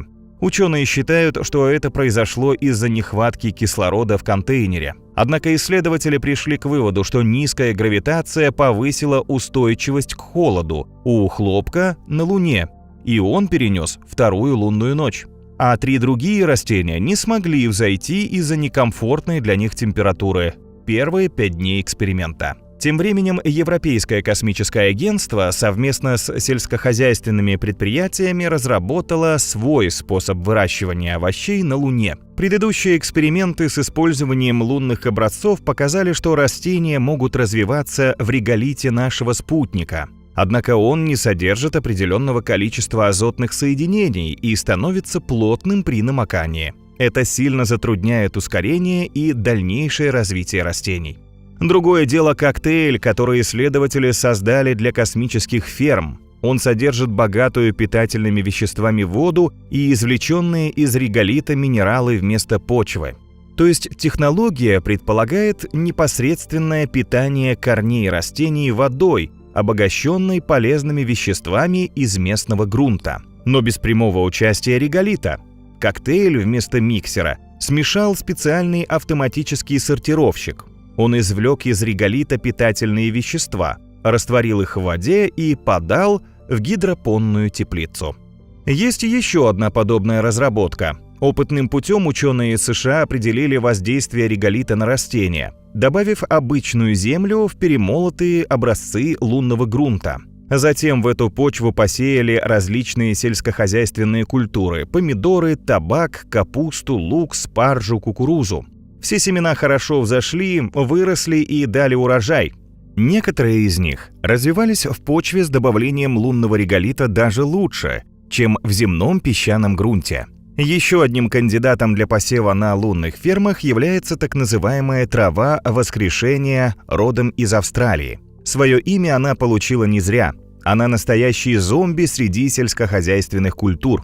После месяцев без воды и света, в невероятном холоде, потеряв более 95% воды, мертвая на вид трава остается живой. и моментально воскресает, если дать ей немного тепла и света, а также слегка оросить. Так вот, семена разных сортов этого зеленого зомби ученые хотят разместить в специальной камере на борту космического корабля и отправить на Луну. Камера будет содержать датчики, воду и видеокамеру. Ученые надеются, что по пути семена прорастут, а всходы, если и погибнут, то снова активизируются при поливе уже на спутнике Земли. После приземления на лунную поверхность рост и общее состояние травы станут беспрерывно контролировать в течение 72 часов. Данные и изображения передадут на Землю для дальнейшего изучения.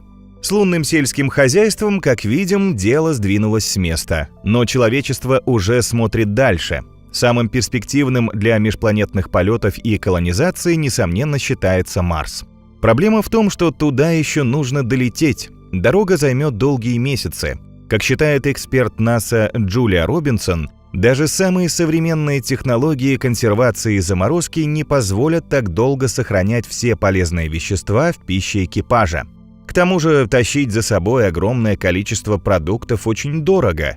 Для этого потребуется гигантский летательный аппарат, который придется заправить невероятным количеством топлива. Но если разбить на корабле огороды, то все станет на свои места. Как вы представляете такую форму? Скорее всего, в виде небольших отсеков, где основная часть территории отдана в распоряжение экипажа. Это, конечно, возможный вариант, но некоторые ученые предлагают сделать все наоборот. К далеким мирам следует отправить космические корабли-фермы.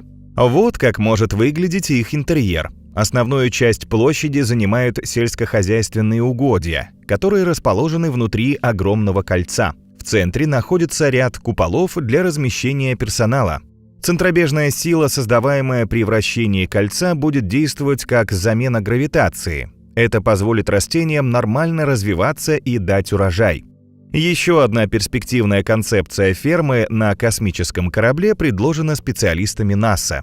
Это грядка в виде надувной камеры последнего поколения под названием Flex Aeroponic System. Она легкая и гибкая. Ее без проблем можно упаковать и хранить во время транспортировки. На космолете можно будет развернуть грядку и засеять, а растения будут удерживать в нужном положении специально разработанные сетчатые держатели. Ферма на корабле пригодится для всего на свете. Кроме вкусной свежей пищи, ее можно использовать для переработки сточных вод и отходов человеческой жизнедеятельности, непрерывной очистки воздуха, производства кислорода. Всего 10 квадратных метров посевов дают 180-210 граммов кислорода, что обеспечивает 25% суточной потребности одного человека. Для этого ферма на корабле должна быть полностью автоматизирована и регулировать полив, влажность, освещение, циркуляцию воздуха и доставку питательных веществ. Подобные автоматы также предстоит интегрировать в систему жизнеобеспечения для обмена углекислым газом и кислородом. Для возделывания нужно подобрать растения, которые дают большой урожай съедобных частей и при этом требуют мало места. Среди кандидатов ученые называют кресс-салат, чечевицу, пшеницу, листовой салат, горчицу, помидоры черри, рис, перец и соевые бобы. Но они должны отличаться от тех, что сейчас выращивают на Земле. Задача ученых – вывести сорта, которые не требуют больших пространств, однако дают высокие урожаи. В этом направлении уже сделаны первые шаги. Сначала на борту космического корабля SpaceX Dragon была запущена ферма Veggie, а совсем скоро в космос отправится новая улучшенная версия Veggie. По размерам ферма будет сопоставима с мини-холодильником. Только вместо того, чтобы хранить газировку, аппарат станет тщательно записывать каждый шаг развития различных культур. По некоторым прогнозам, например, от Илона Маска, эти разработки понадобятся уже в течение ближайших десятилетий. В такие сроки планируется отправить первых поселенцев на Марс. Там колонистам без сельского хозяйства наверняка не обойтись. Регулярно завозить продукты с Земли практически невозможно из-за огромного расстояния, дороговизны перевозок и опасностей в пути. Как будет выглядеть ферма на Марсе? Исследователи из университета штата Юта рисуют примерную картину. Представьте огромные теплицы под поверхностью планеты. Гигантские параболические зеркала собирают слабые солнечные лучи наверху и направляют их по оптоволоконным кабелям. Теплицам должна быть не страшна бомбардировка метеоритами размером с баскетбольный мяч. На Марс падает много небесных камней. Нередко они глубоко пробивают поверхность планеты. Несмотря на расположение под землей, защитить фермы от их ударов будет непросто. К тому же для теплиц подойдет далеко не любая культура, способная к фотосинтезу. Ученые ставят задачей найти сорта, способные расти и давать урожай при неполноценном освещении и на небольшом участке. При этом растения должны сохранять свои питательные вещества и приятный вкус. На самом начале экспериментов специалисты НАСА исключили из числа возможных вариантов некоторые из простейших, например, водоросли. Эксперты посчитали, что они не обладают достаточной устойчивостью к окружающей среде. Пришлось отказаться и от очень высоких зерновых культур типа кукурузы и тростникового сахара. Они просто не поместятся в теплице. В настоящее время ученые решили присмотреться к традиционным полевым культурам – салату, латуку, помидорам, брокколи, карликовой пшенице, соевым бобам, картофелю. Некоторые из этих овощей, как мы говорили, уже выращивают на Международной космической станции. Непосредственно на Марсе пока подобные эксперименты не проводились. Но на Земле внезапно заговорили о продуктах из марсианских помидоров. Недавно с таким посылом презентован кетчуп Хайнц. Конечно, марсианским его можно назвать лишь условно. Соус приготовлен из помидоров, выращенных на Земле. Просто ученые создали им суровые условия, аналогичные марсианским. Эксперименты 2 года проводила группа астробиологов из Космического института Олдрина во Флориде. Исследования показали, что в марсианской почве можно сажать томаты, которые будут съедобными, как и на Земле. Кусты выращивали в марсианском имитаторе, земной почве, химически подобранной под реголит Красной планеты. Были даже воссозданы такие же температурные и водные условия, как на Марсе. Правда, на Красной планете, хотя и в 2 раза более высокая гравитация, чем на Луне, но намного меньше земной. И все же, как мы уже выяснили, некоторые культуры хорошо выдержали очень слабую гравитацию на спутнике Земли. Ученые надеются, что марсианская сила тяжести им тем более подойдет. Однако на Красной планете всплывет множество других проблем.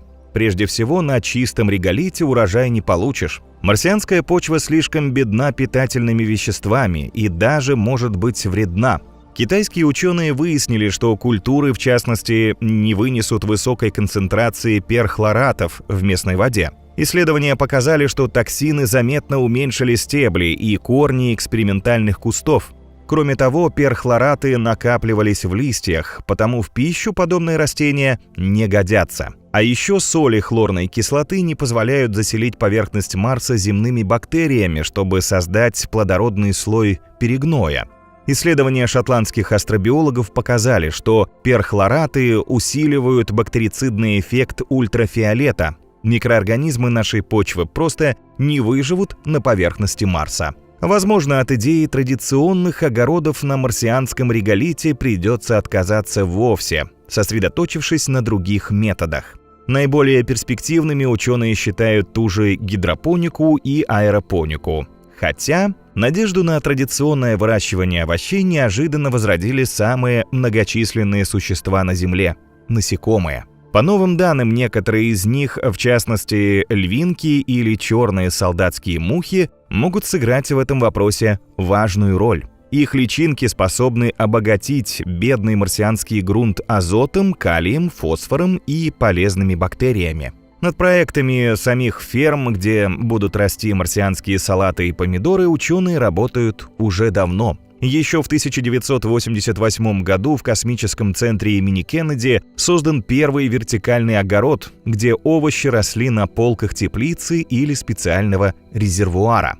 Ферма достигала почти 8 метров в высоту и была оборудована гидропонной установкой. В совокупности все угодья занимали 20 квадратных метров, что, например, почти в 90 раз меньше, чем одна обычная ферма в США. Нужное освещение внутри нее поддерживалось с помощью натриевых светильников высокого давления. Эти лампы обычно используют для уличного освещения. В Впоследствии их заменили светодиодами, которым требуется намного меньше энергии. Сейчас ученые университета штата Юта экспериментируют для марсианских теплиц с оптоволокном, меняя цвета ультрафиолет, синий, зеленый, красный, дальний красный. Цель проекта – выбрать оптимальный свет для процесса фотосинтеза. Правда, в настоящее время оптоволокно стоит слишком много, и освещение одной фермы требует миллионов долларов. Однако эксперты считают, что со временем цены упадут, и оптоволокно полностью заменит электрическое освещение. Когда-нибудь в будущем подобные фермы окажутся на далеких экзопланетах, которые мы начнем осваивать. Приживутся ли земные растения в мирах у других звезд? Пока этот вопрос почти не изучен. Уж слишком бесконечно и многообразно небо над нами. Кто знает, на какой планете мы остановим выбор и какие там будут условия. Но ученые уже пытаются прояснить ситуацию. Немецкие астробиологи решили узнать, как будут себя чувствовать земные растения на планетах в системах красных карликов. Для примера они взяли каменистую суперземлю HD 219-134 в 12 световых годах от нас. Исследователи в течение 7 дней выращивали кресс-салат на песчаном субстрате в 3 разных условиях. Первое было аналогично земному, на планете, освещенной желтым карликом типа Солнца с температурой 5800 кельвинов. Вторые условия соответствовали HD 219-134, которую согревает красный карлик с температурой 4300 кельвинов. А третьим вариантом стала полная темнота. На этом изображении показаны визуальные результаты эксперимента по дням. Мы видим, что кресс-салат под лучами красного карлика пророс быстрее по сравнению с солнечным светом и темнотой. Через 7 дней стало видно, что высота и длина стебля на всех грядках у растений разная. На планете красного карлика кресс-салат оказался выше, а в темноте дал еще более длинные белесые стебли, тонкие как нитки. Кроме того, исследователи измерили содержание воды и сухую массу растений. В условиях красных карликов воды в кресс-салате выявили немного больше, а сухих веществ меньше по сравнению с солнечными условиями.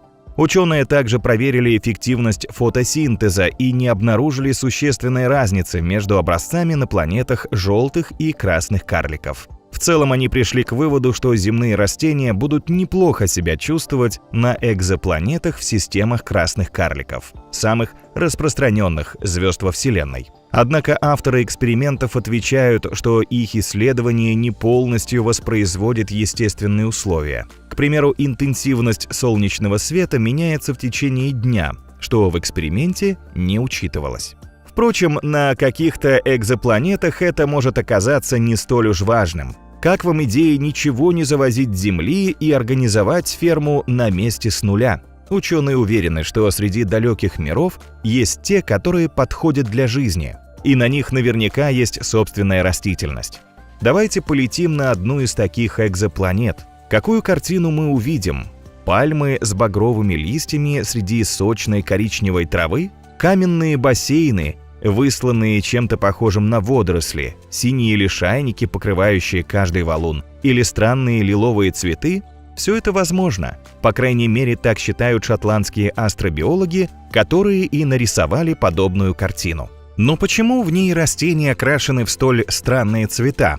Исследователи говорят, что многое здесь зависит от звезды. Как влияет тип светила на цвет инопланетных растений? Звезда типа G, к которым относится Солнце, около 40% электромагнитного излучения испускает в полноцветном спектре видимого света. На Земле температура Солнца заставила фотосинтезирующие растения поглощать большую часть длин всех волн, за исключением инфракрасной и зеленой. Эти спектры наши культуры активно отражают, но в другом месте растения приобретут другой оттенок. К типу F обычно относятся горячие голубые звезды, которые интенсивно излучают огромное количество смертельного для всего живого ультрафиолета. Предполагается, что при бомбардировке чрезвычайно сильным излучением в синем спектре растения будут этот цвет по большей части отражать. Тогда они приобретут голубоватый оттенок. Есть и другой сценарий. Растения научатся поглощать синий цвет и отражать зеленый и красный. В данном случае они будут казаться нам желтоватыми. Светила К-типа испускают меньше видимого и больше ближнего инфракрасного света, чем желтые карлики. Ученые говорят, что труднее всего предсказать, какого цвета окажется их растительность. Она может походить на земную, хотя не совсем. Растениям из систем звезд К-типа придется поглощать больше света своих менее ярких, чем Солнце, светил.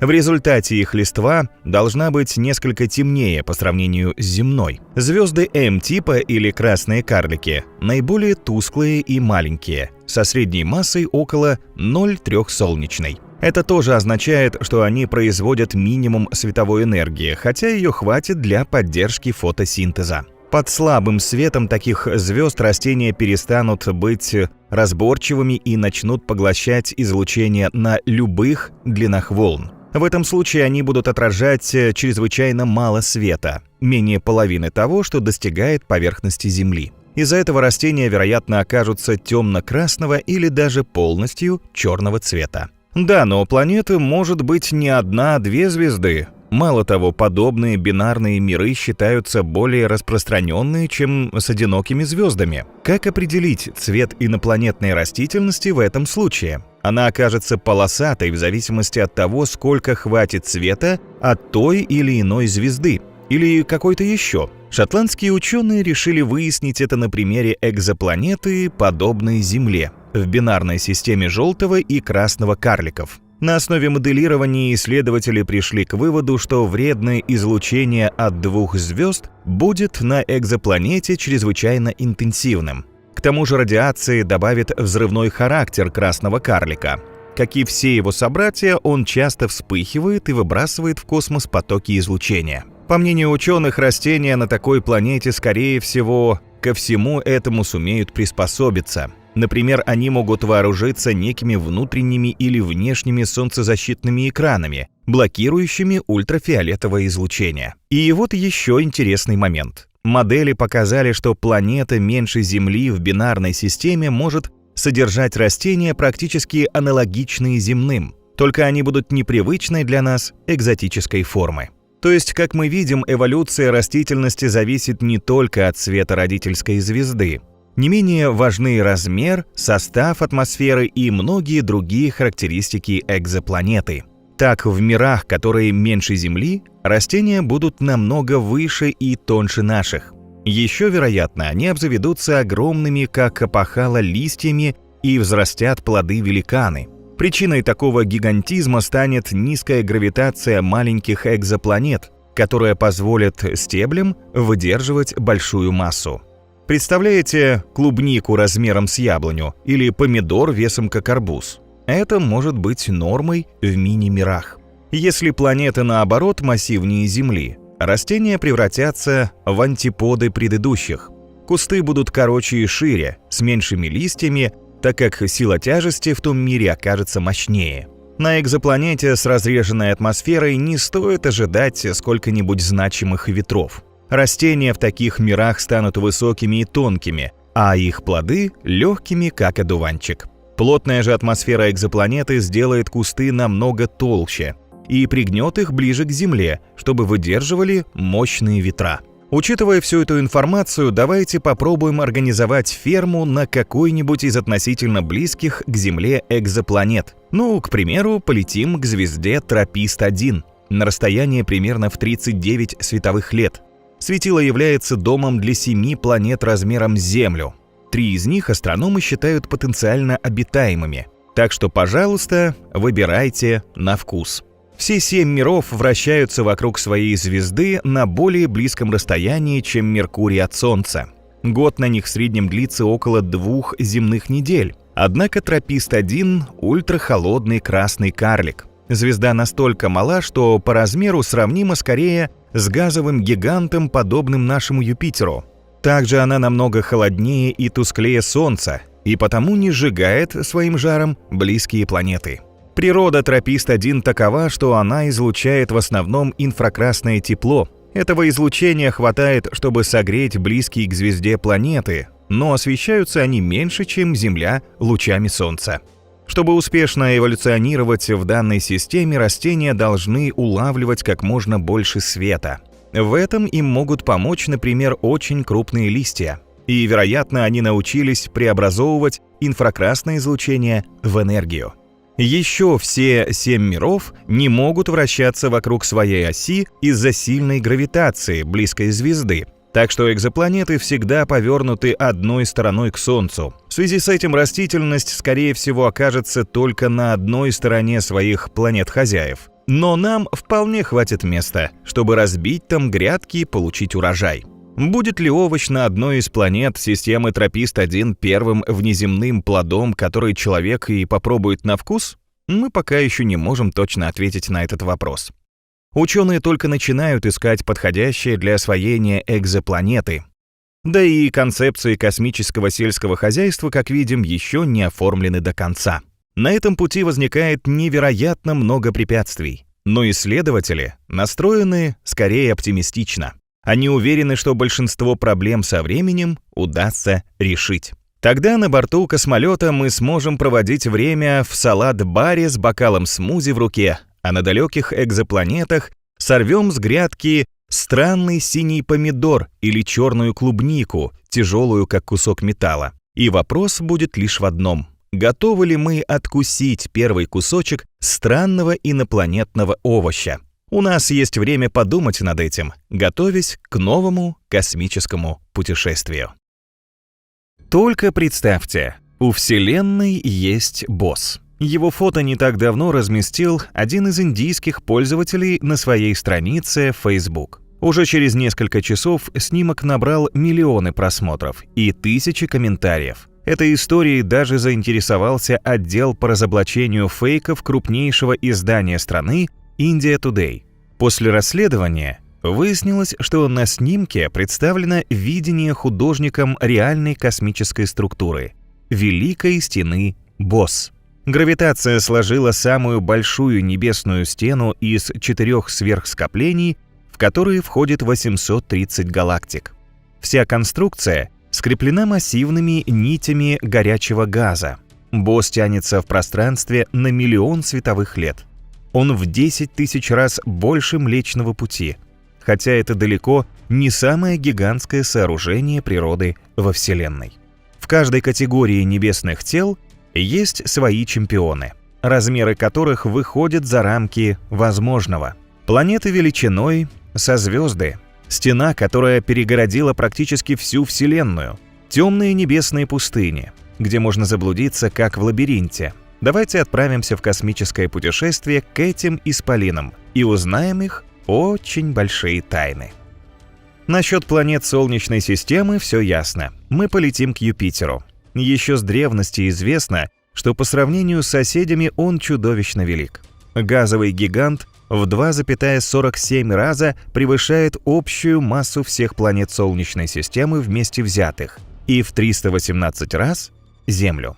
По диаметру Юпитер вообще в 1000 раз больше нашей планеты. Если сравнить его с пассажирским воздушным шаром, то Земля будет подобна мячу для гольфа. Своим грандиозным масштабом газовый гигант не только восхищает. Без этой огромной планеты нам просто не обойтись. Астрономы сравнивают Юпитер с суперпылесосом Солнечной системы. Он без устали очищает пространство, притягивая множество крупных астероидов и комет. Правда, в компании с Венерой время от времени гигант пытается подпортить земной климат. Каждые 405 тысяч лет гравитационные колебания между Землей, Венерой и Юпитером приносят нам аномально холодные зимы и жаркое лето. Словом, гигант не прочь порулить населением Солнечной системы, и нам важно знать о сюрпризах, которые он может преподнести. Многие из его секретов открыл космический аппарат Юнона. Корабль сделал множество снимков газового гиганта и собрал ценные данные, благодаря которым ученые составили трехмерную модель Юпитера. Оказалось, что гигант подпитывается атмосферными струями, расположенными на невероятной глубине в 3000 километров. Благодаря этому температура верхних слоев атмосферы Юпитера близка к земной, хотя он в 5 раз дальше от Солнца, чем наша планета. Сейчас ученые исследуют механизм этого подогрева. А нам пора отправляться дальше, к нашим планетам, рядом с которыми Юпитер покажется просто карликом. Эти небесные тела расположены невероятно далеко, потому их очень трудно изучить. Иногда ученым бывает даже сложно определить, какого рода объект телескоп засек в далеком космосе. Подобная история произошла с GQ Волка B. Астрономы открыли его в 2005 году на расстоянии 500 световых лет от Земли, возле огромной молодой звезды. Ученые сразу не поняли, что перед ними, но потом квалифицировали объект как коричневого карлика. Так называют очень маленькие звезды, которым не хватило сил запустить термоядерную реакцию и засиять в небе ярким светом. Но дальнейшие исследования показали, что GQ Волка B представляет собой гигантскую планету, которая размером в 3,5 раза превышает диаметр Юпитера. Это делает ее самой большой экзопланетой, известной на сегодняшний день. Масса небесного тела в 20 раз больше, чем у Юпитера, а диаметр в 2,5 раза превышает расстояние от Солнца до Плутона. На GQ Волка B сложились уникальные условия. Самый терпеливый турист не дождется там смены сезонов, чтобы почувствовать, к примеру, очарование весны, переходящей в лето. Не то, что их нет в том мире, но расстояние между GQ Волка B и ее молодой звездой составляет 100 астрономических единиц. Гигантская экзопланета совершает один оборот по орбите почти за 1200 лет. Впрочем, не исключено, что в нашем космическом путешествии экзопланеты на этом месте мы и не обнаружим. Она куда-то переедет? Или ее похитит некая залетная черная дыра? Никакого экстрима в ее жизни не произойдет. Просто сейчас у ученых появились новые подозрения, что GQ Волка B все же коричневый карлик. А вот как насчет еще одного газового супергиганта HD 100-546b? В 2014 году астрономы открыли экзопланету всего в 358 световых годах от Земли, в созвездии Мухи. Она вращается вокруг быстрой бело-голубой звезды на расстоянии 53 астрономических единиц и совершает оборот по орбите почти за 250 земных лет. Радиус этого гиганта почти в 7 раз больше, чем у Юпитера. Эксперты подсчитали, что самый быстрый в истории человечества корабль Аполлон-10 смог бы облететь экзопланету аж за 3,25 суток. А вот чтобы обернуться вокруг Земли, хватило бы и часа. Ученые сомневаются, что масса у гиганта тоже колоссальная, однако ее трудно точно подсчитать. Некоторые ученые оценивают ее в интервале от 17,5 до 30 масс Юпитера.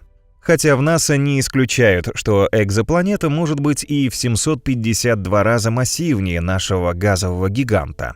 В этом случае HD 100-546b скорее нужно считать коричневым карликом, чем планетой. И все же в НАСА пока не рассматривают такой вариант, причисляя HD 100-546b к экзопланетам. Дело в том, что система HD 100-546 очень молодая. Ее родительской звезде не более 10 миллионов лет. Это бело-голубое светило все еще сохраняет протопланетный диск, и вполне вероятно, что HD 100-546b не взрослое небесное тело, а протопланета, крупный зародыш в протопланетном диске. Он еще сожмется, значительно уменьшится в размерах, но пока полностью не исключено, что это тоже коричневый карлик. Тогда HD 100-546b, одна из самых больших экзопланет, перейдет в категорию наиболее маленьких звезд.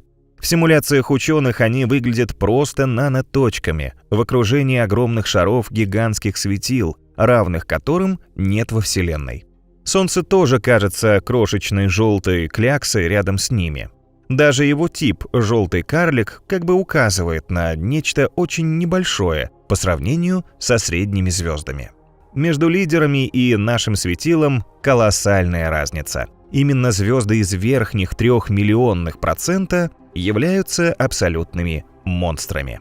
UY-щита, которая находится на расстоянии почти 6000 световых лет в созвездии Щит, долгое время считалась самой большой из них. Ее масса достигает от 7 до 10 солнечных, что считается близким к верхнему пределу. Но еще больше впечатляет размер звезды. Если бы она заменила Солнце, то вышла бы на орбиту Юпитера. UY-щита можно заполнить 5 миллиардами Солнц, 7 триллионами Юпитеров или 7 квадриллионами Земель. Звезда относится к красным сверхгигантам, которые находятся на заключительном этапе своей жизни. Они уже сжигают водород не в своих ядрах, а в оболочке. Это приводит к тому, что внешние слои звезд расширяются, и они превращаются в сверхгигантов. Солнце однажды перейдет в эту фазу, однако из нее получится относительно небольшой красный гигант, намного меньше UY-щита.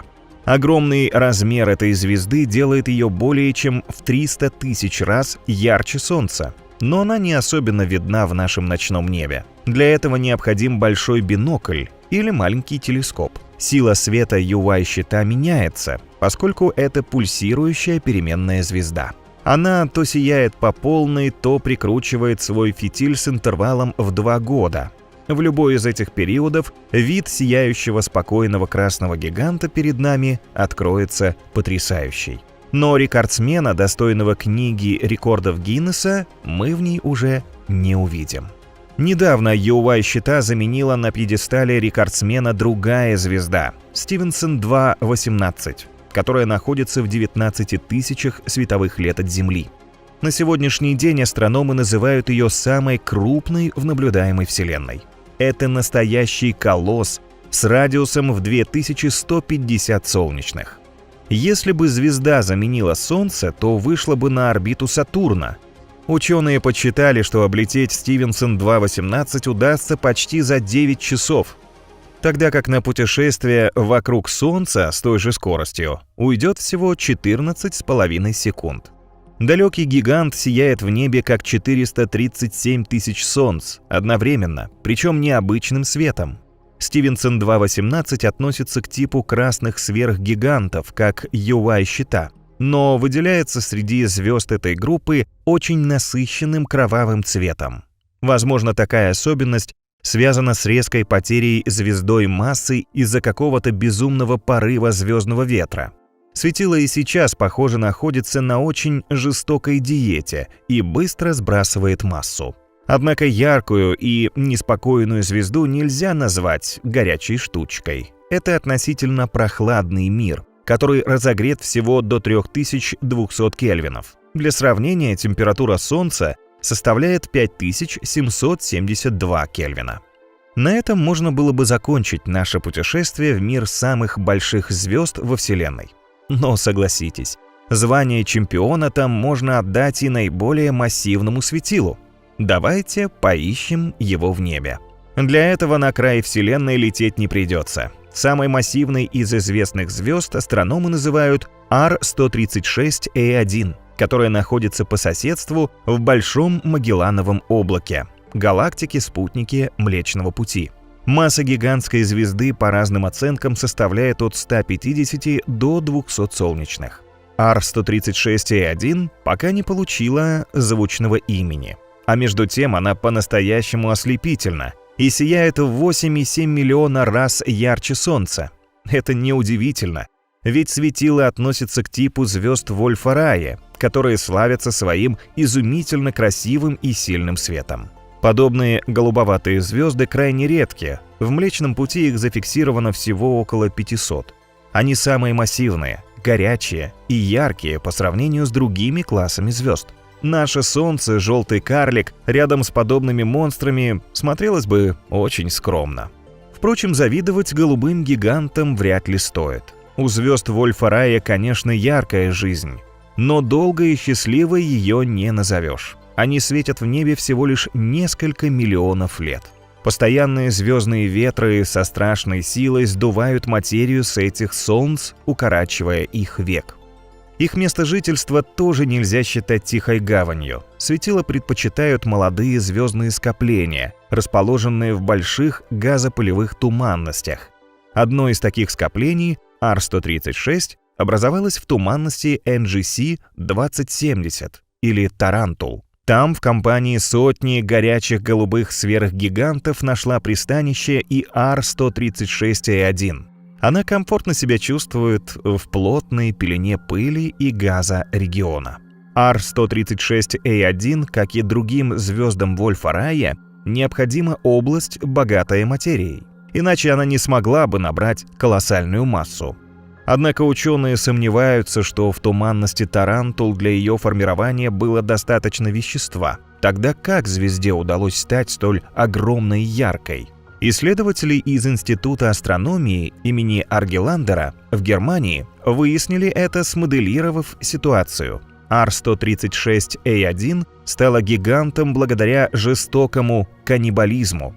Своей гравитацией она безжалостно разорвала на куски и поглотила нескольких более мелких звезд. В окрестностях скопления Р-136А1, можно сказать, отхватила себе огромный кусок. Даже ее обитаемая зона, по расчетам ученых, находится на расстоянии 2950 астрономических единиц от мощного светила. Только с течением времени зона влияния гиганта не растет, а скорее уменьшается. Р-136А1 катастрофически теряет массу, хотя светилу предположительно всего 1,5 миллиона лет. Его путь по небосводу продлится недолго, до 2,5–3 миллиона лет. Потом небо озарится огнем сверхновой, и, возможно, земные телескопы уловят это финальное шоу яркой звезды. Мы пока не будем покидать туманность Тарантул, которую озаряет прекрасная Р-136А1. Облако, в котором находится эта звезда, тоже в своем роде чемпион. Но пока отметим, что туманностями называют участки межзвездной среды, которые видны в небе как обособленные структуры. Большинство туманностей огромны, их размер достигает нескольких световых лет, но они имеют очень низкую плотность. Например, вес Земли составляет 5,976 секстиллионов тонн или 5976 с 18 нулями. А космическое облако размером Землю весило бы всего пару килограммов. У туманностей нет никаких четких границ, потому ученые все еще определяют их особенности и параметры. Иногда они пересматривают характеристики космических облаков. Тем не менее, пока астрономы сходятся во мнении, какое из них наиболее велико. Это известный нам Тарантул, который занимает в небе гигантскую область размером в 1800 световых лет. Масса гиганта, несмотря на растяженность в нем материи в 500 000 раз, превышает солнечную. Он относится к эмиссионным туманностям, которые, в отличие от планетарных, почти полностью состоят из газа и светятся благодаря его ионизации. Этот процесс происходит за счет высокоэнергетических фотонов, излучаемых ближайшей горячей звездой. Такие облака хорошо выделяются в космической темноте из-за своего флуоресцентного излучения в видимом свете. Но какая связь между обворожительной туманностью и зловещим пауком? Объект получил свое название не из-за каких-то смертельных качеств. Просто самые яркие скопления местных звезд в нем образуют узор, похожий на ноги паука. И они ошеломляюще огромны. Небесный Тарантул уникален не только своей величиной. Это настоящая солнечная колыбель, которая скрывает среди своего газа и пыли наиболее крупный звездный питомник из известных. Считается, что в нем находится до 800 тысяч светил, и кроме звезды Р-136А1, с которой мы уже познакомились, многие из них тоже супергиганты. Это удивительный, почти сюрреалистический мир. Исполинские звезды своим мощным излучением выдувают из межзвездного газа и пыли огромные призрачные пузыри. А сверхновые, которых много в том регионе космоса, подсвечивают пузыри ярким рентгеновским излучением. В центре Тарантула на стыке 3 таких пузырей находится небольшое звездное скопление Р-136. Оно состоит в основном из юных бледно-голубых светил возрастом приблизительно в 2 миллиона лет. В их сердце зияет огромная дыра, которая образовалась из-за бурного излучения этой компании массивных молодых звезд. Только самые плотные области туманности в силах устоять перед мощным звездным ветром богатых энергией Солнц. От его порывов образуются удивительные столбы, которые, кажется, направлены обратно в сторону скопления. Эти невероятные небесные колонны тоже содержат формирующиеся протозвезды. Когда-то они выйдут из своих пылевых коконов и еще сильнее подсветят туманность. Это уже делают относительно юные шаровые звездные скопления, а также группировки молодых солнц. Они расположены в основном по краям облака, и их число, как утверждают астрономы, будет стремительно расти. В 2022 году космический телескоп Джеймс Уэбб заметил в глубинах Тарантула тысячи новорожденных и формирующихся звезд. Интересно, что следующая по размеру туманность, N44, шириной 1000 световых лет, тоже эмиссионная. Она находится по соседству с Тарантулом в Большом Магеллановом облаке, на расстоянии в 160-170 тысяч световых лет от нас. Странная туманность имеет форму пузыря, который сформирован радиационным давлением группы из 40 звезд вблизи ее центра. Это одни из самых прекрасных светил во Вселенной. Сине-белые, очень яркие и необычайно богатые энергией. Впрочем, N44 впечатляет не только этими звездами.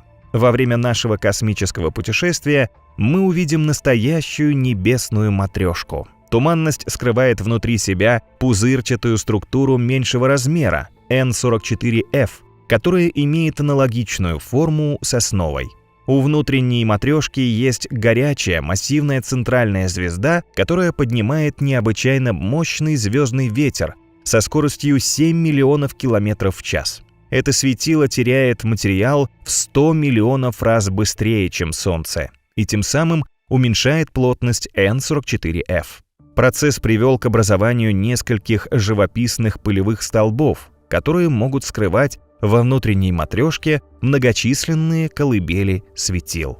Вот такими необычными могут быть огромные туманности, хотя в них мало материи. А что скрывают еще более разреженные и незаселенные небесными телами регионы космоса? Во вселенской паутине, как известно, встречаются абсолютно пустые участки, которые называют войдами. Это пространство между галактическими нитями, где сами галактики практически отсутствуют. На сегодняшний день исследователи уже обнаружили в небе около 30 подобных прорех.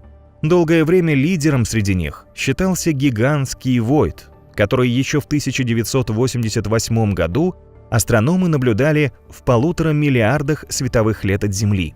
Он представляет собой чрезвычайно большую область пространства размером от 1 до 1,3 миллиарда световых лет с очень низкой плотностью материи. Несмотря на огромные размеры войда, заселен только один его регион. Внутри этой области сферической формы находится всего 17 скоплений галактик. Исследования этих скоплений показали, что они совершенно не взаимодействуют друг с другом. Иными словами, плотность кластеров безумно низкая, что приводит к почти полному отсутствию гравитационного взаимодействия между объектами внутри него. Гигантский войд четверть века считался самой большой небесной пустыней.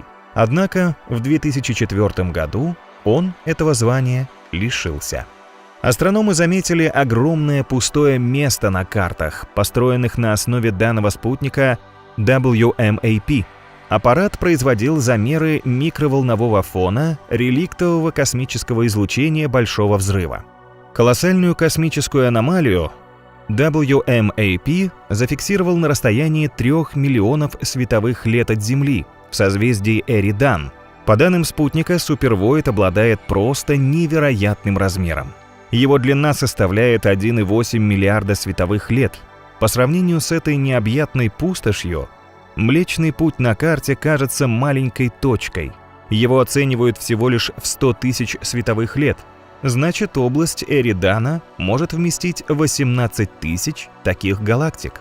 Несмотря на колоссальный размер региона, во время космического путешествия мы не увидим там ничего. Сверхпустота полностью лишена звезд, газа, пыли и, похоже, даже темной материи. Еще она отличается необычайно низким и очень холодным микроволновым излучением. Ее температура приблизительно на 2,7 Кельвина ниже, чем средняя в космосе. За это ученые назвали пустоту реликтовым холодным пятном.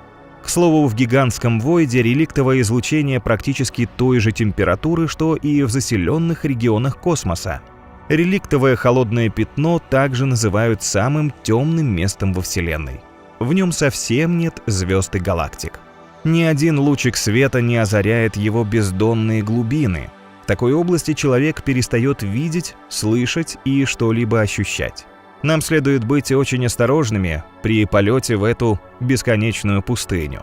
Ученые считают, что сверхпустота станет настоящей ловушкой для путешественников во Вселенной. Найти выход из бесконечного ничего они не смогут. Но действительно ли в огромной космической пустоши совсем никого нет, пока в этом регионе действительно не обнаружено каких-то космических объектов? Хотя последнее время ученые высказали гипотезу, что войды могут быть под завязку набиты темной материей. Просто современные приборы пока не могут ее идентифицировать. Другие исследователи утверждают, что в супервойде есть темная материя, однако ее очень мало. По разным оценкам этого вещества в сверхпустоте Эридана на 30-50% меньше, чем в других областях Вселенной. Но как бы то ни было, такое пустое место не может не угнетать. Так что скорее вернемся в мир, где есть потрясающие планеты, их спутники и яркие звезды. Они чаще всего живут в своих галактиках, где, как в огромном общежитии, бок о бок обитает множество небесных тел. Впрочем, бок о бок — это в космических масштабах. На самом деле всем хватает места, так как галактики очень большие, и звезды в них расположены не ближе 3 световых лет друг от друга. Но какую из этих обителей звезд, звездных скоплений и планет ученые считают самой просторной во Вселенной? IC-1101 обитает в созвездии Девы, на расстоянии миллиарда световых лет от Земли. Галактика имеет диаметр приблизительно в 6 миллионов световых лет. Она давно находится на пьедестале самой крупной галактики во Вселенной. Если сравнивать с Млечным Путем, то IC-1101 в 60 раз крупнее его и в 2000 раз массивнее. Будь она на месте Млечного Пути, то поглотила бы галактики Большое и Малое Магелланово облако, Андромеда и Треугольник.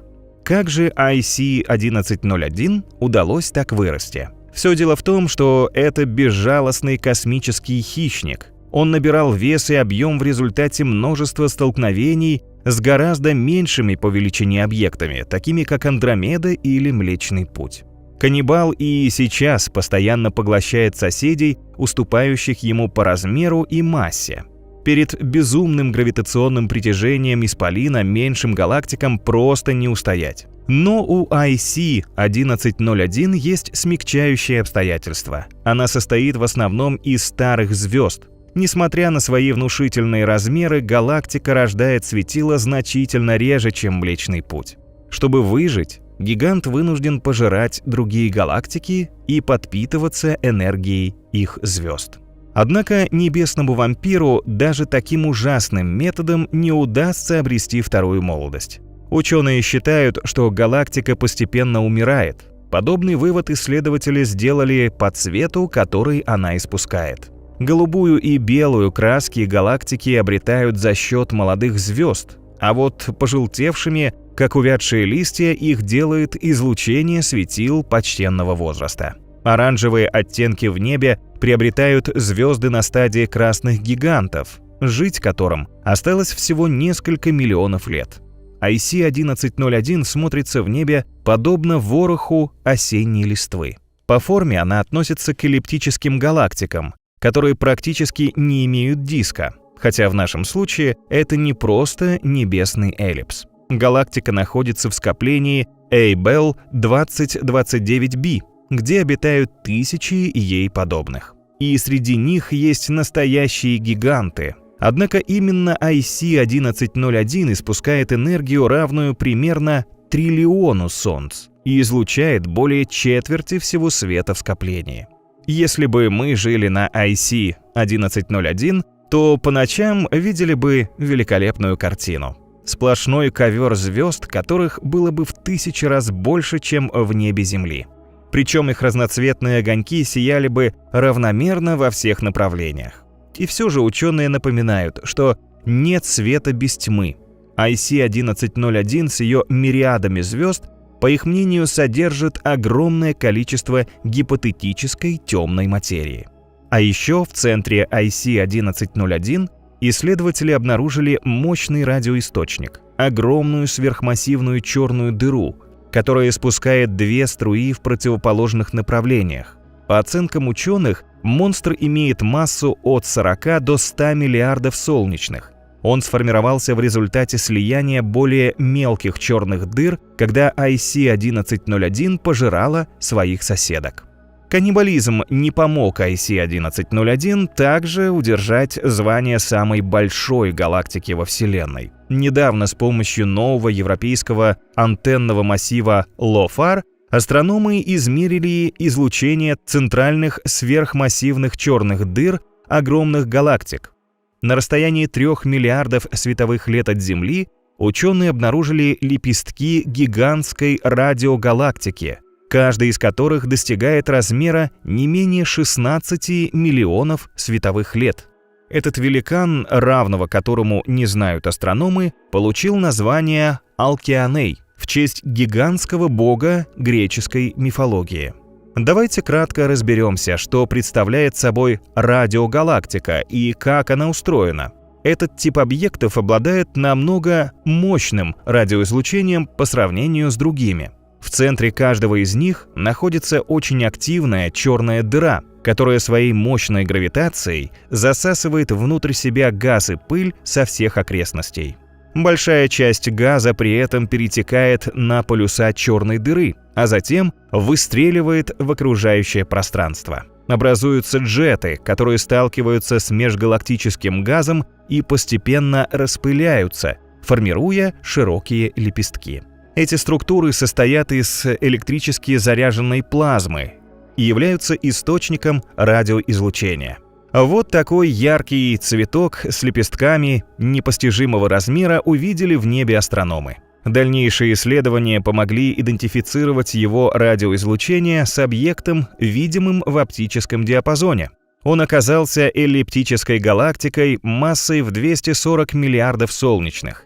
В центре Алкианея находится сверхмассивная черная дыра, которая в 400 миллионов раз тяжелее нашей звезды. А вот реальный размер галактики исследователи до сих пор точно не определили. Чаще всего называют цифру 16,3 миллиона световых лет. Считается, что на сегодняшний день это самая большая галактика во Вселенной. Но самое неприятное в том, что она, видимо, еще не сформировавшийся ребенок. Огромный Алкианей продолжает активно расти. Впрочем, даже во взрослом возрасте Алкианей по своей силе и массе вряд ли догонит самые большие сверхмассивные дыры во Вселенной. Представляете, насколько мощными могут быть такие монстры? Они до того компактны, что мы можем только математически описать их как сингулярность, одномерную точку бесконечной плотности. Пространство-время искривляется внутри них, превращаясь в замкнутую сферу. Даже свету не хватает скорости, чтобы вырваться наружу. Тогда как мы можем определить самую большую дыру?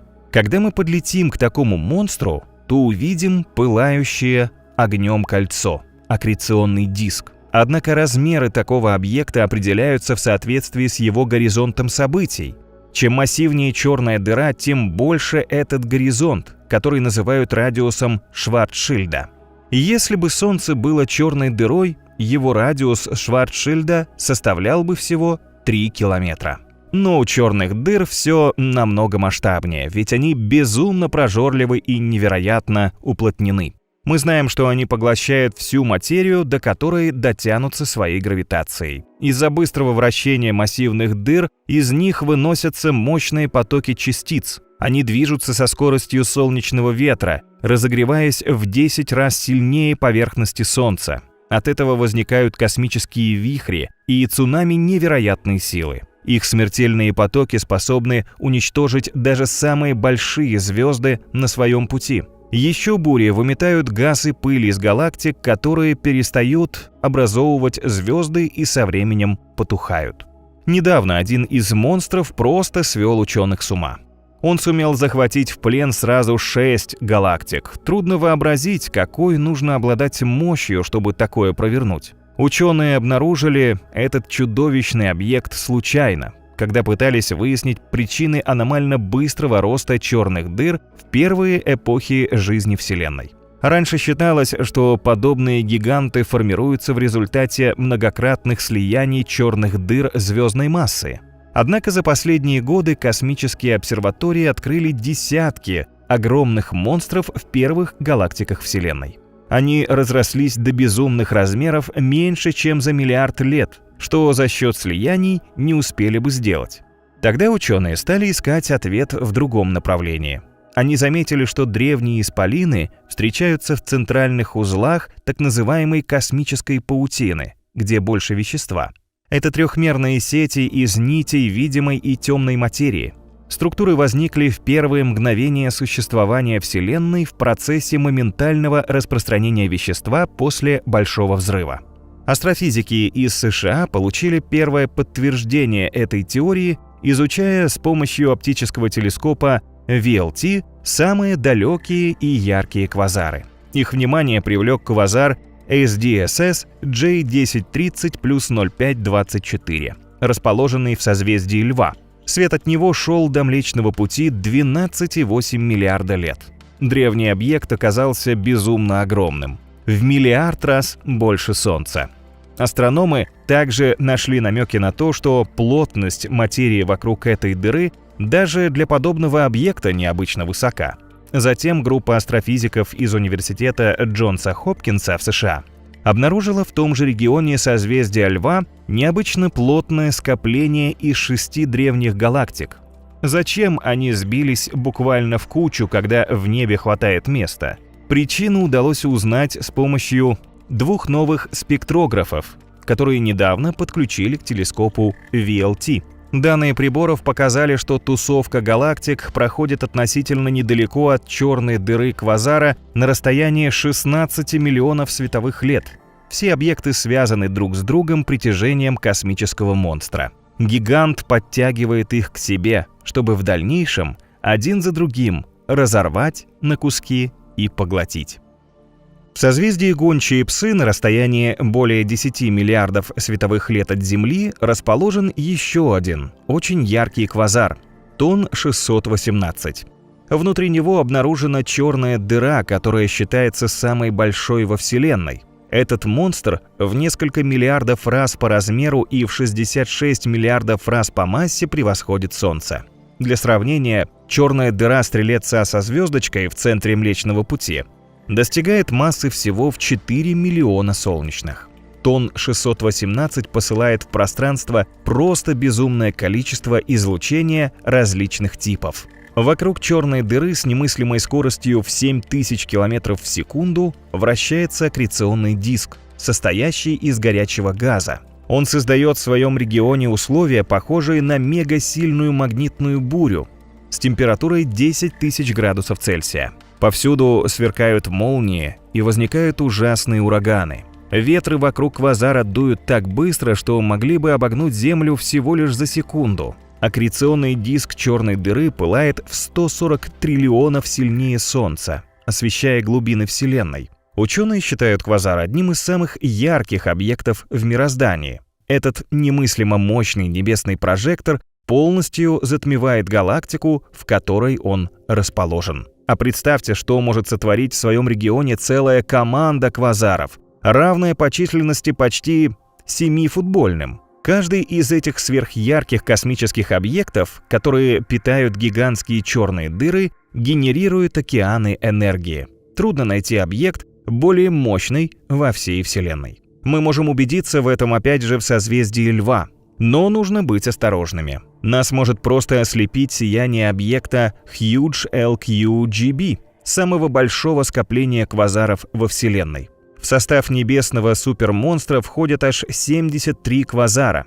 Суммарная масса колоссальной структуры превышает солнечную в 6,1 квинтиллиона раз. Исполинская компания квазаров добавила головной боли астрофизикам. Космологический принцип гласит, что в достаточно большом масштабе Вселенная однородна. Согласно этому принципу, законы не позволяют существовать объектам размером более 1,2 миллиарда световых лет. А квазары занимают территорию порядка 4 миллиардов световых лет. Таким образом, они не вписываются в теорию космической однородности. Но ученые считают, что эта структура, несмотря ни на что, существует. Какое-то время она даже считалась самым большим гравитационно связанным объектом в наблюдаемой Вселенной. Теперь же ее рекорд побит. В космосе выявлены намного более гигантские образования. Одно из них — Великий Аттрактор, открыт еще в 1970 году. В те времена у астрономов не было возможности заглянуть за пределы Млечного Пути в ту область, где он находится, и больше обо всем узнать. Мы находимся в спиральном рукаве своей галактики, который блокирует нам большую часть видимого света извне. Это называется зоной избегания. Она представляет собой плотные скопления газа и пыли, а также высокую концентрацию звезд, которые сильно искажают наблюдение. Однако в последнее время все изменилось к лучшему. Современные рентгеновские, инфракрасные и радиотелескопы позволяют пробиться сквозь большую часть зоны избегания. Оказалось, что наш Млечный Путь и соседняя Андромеда движутся к центру местной группы галактик, которые находятся в сверхскоплении Дева. Все вместе они летят в сверхскопление Ланиакея. Зоной притяжения в середине этого мегакластера и выступает Великий Аттрактор. Подсчитано, что его диаметр составляет около 300 миллионов световых лет, а центр находится на расстоянии около 147 миллионов световых лет от Земли. Однако, как показали дальнейшие исследования, масса Великого Аттрактора недостаточно велика, чтобы притягивать все местные скопления галактик. Но что тогда влечет их к центру сверхскопления? Ученые начали искать структуру с более мощной гравитацией и вскоре добились успеха. Это грандиозное сверхскопление Шепли, которое состоит аж из 17 скоплений. Гигант находится на расстоянии около 650 миллионов световых лет от Земли. Он имеет такую огромную массу, что даже цифру трудно вообразить. 10 миллионов миллиардов солнечных масс. Спутник ESA Planck уже сделал уникальные снимки центральной части сверхскопления Шепли. Горячий газ, пронизывающий кластер, ярко светится на фото в рентгеновских лучах. Самые большие розовые пятна показывают два скопления галактик — A-Bell 3558 справа и A-Bell 3562 слева, а также пару меньших групп между ними. Именно суперкластер Шепли является самой большой единичной структурой в известной нам части Вселенной, согласно данным Европейского космического агентства. Но даже его открытие не прояснило схему всей гравитационной паутины в районе Великого Аттрактора. По оценке профессора Мэтью Коллеса из Австралийского университета, часть скорости Млечного Пути объяснить по-прежнему невозможно. Исследователь пришел к выводу, сложив силу гравитации скопления Дева, Великого Аттрактора и сверхскопления Шепли. Получилось, что наша галактика должна двигаться медленнее на 50 км в секунду. Профессор Коллес связывает нехватку составляющих этой скорости с загадочными объектами, скрытыми за Млечным Путем. И, возможно, ученые уже нашли, по крайней мере, один из них — сверхскопление Вела. Оно прячется за толстым покровом пыли и газа на расстоянии 840 миллионов световых лет от Земли. Кластер просто фантастически огромен. Он простирается примерно на 370 миллионов световых лет и состоит из сотен тысяч галактик. Каждая из них сияет в небе сотнями миллиардов звезд. Вела может оказаться самым большим сверхскоплением в окрестностях Млечного Пути, лишив первенства Шепли. Конечно, только в том случае, если размеры кластера подтвердят дополнительные расчеты. Хотя в любом случае Вела вряд ли дотянет по размеру до высшего уровня космических сооружений, созданных природой. Их представляют так называемые галактические филаменты – волокна, нити, стены. Они состоят из объединения сверхскоплений галактики, конечно, разлетаются из-за расширения Вселенной. В то же время в пределах нитей и стен явно существуют локальные центры масс, а также внутренние движения. В число таких ассоциаций входит Великая Стена CFA-2. Она тоже носила титул самого большого объекта во Вселенной, как и большинство тех, с которыми мы знакомимся в этом космическом путешествии. Природа выстроила Великую Стену CFA-2 на расстоянии 500 миллионов световых лет от Млечного Пути в виде плоской структуры из нитевидных скоплений галактик. По подсчетам ученых, ее длина составляет 500 миллионов, ширина 300 миллионов, а толщина 15 миллионов световых лет. В то же время точные размеры Великой Стены CFA-2 пока остаются загадкой для ученых. Она может быть гораздо больше, чем считается, и иметь протяженность 750 миллионов световых лет. Проблема с расчетами кроется в том, что гигантская структура тоже расположена в известной нам зоне избегания. Облака пыли и газа Млечного Пути заслоняют астрономам часть этой Великой Стены. Ее границы не единственная загадка ученых. Видимое барионное вещество не может служить основой настолько крупномасштабной структуры. Для этого его слишком мало. Исследователи предполагают, что галактики в скоплениях, сверхскоплениях, нитях и стенах всего лишь наполняют своеобразный каркас. Он создан потоками и узлами концентрации темного невидимого вещества. Так что подобные структуры в основном состоят из темной материи и в меньшей мере из обычной. Причем они могут быть намного больше Великой Стены CFA-2, которая уже потеряла титул чемпиона. Первенство сначала перешло к Великой Стене Слоуна, которая обнаружена в 2003 году в рамках проекта Слоуновского цифрового небесного обзора. Так называется научное картографирование сотен миллионов галактик с целью определить самые крупные объекты во Вселенной. Великая Стена Слоуна состоит из нескольких сверхскоплений. Она имеет удивительную величину и форму – на 1,4 миллиарда световых лет, раскинувшись во все стороны подобно щупальцам осьминога. Космический моллюск еще недостаточно изучен, но о двух сверхскоплениях внутри него астрономы уже могут рассказать много интересного. Эти сверхскопления поражают своими очертаниями. Одно из них, SCI-126, имеет ядро галактик, которые со стороны выглядят как гигантские усики фантастического насекомого. Внутри другого сверхскопления, SCI-111, многие галактики сейчас сливаются друг с другом. Так что на вид оно представляет собой отдаленные участки, особо плотно заселенные галактиками. Соединяют такие островки более редкие галактические цепочки. Объясняют эту неоднородность тем, что галактики внутри сверхскопления имеют совершенно разные истории образования и эволюционные пути. Самый большой структурный объект во Вселенной был обнаружен астрономами в 2013 году при наблюдении за гамма-излучением космической обсерватории Свифт. Особо яркие всплески производят наиболее крупные звезды, обычно расположенные в плотно заселенных областях пространства. Астрономы сравнивают эти взрывы с уколом иглы в нечто более крупное. Ученые обнаружили, что в направлении созвездий Геркулеса и Северной Короны подобные всплески гамма-излучения происходят слишком часто.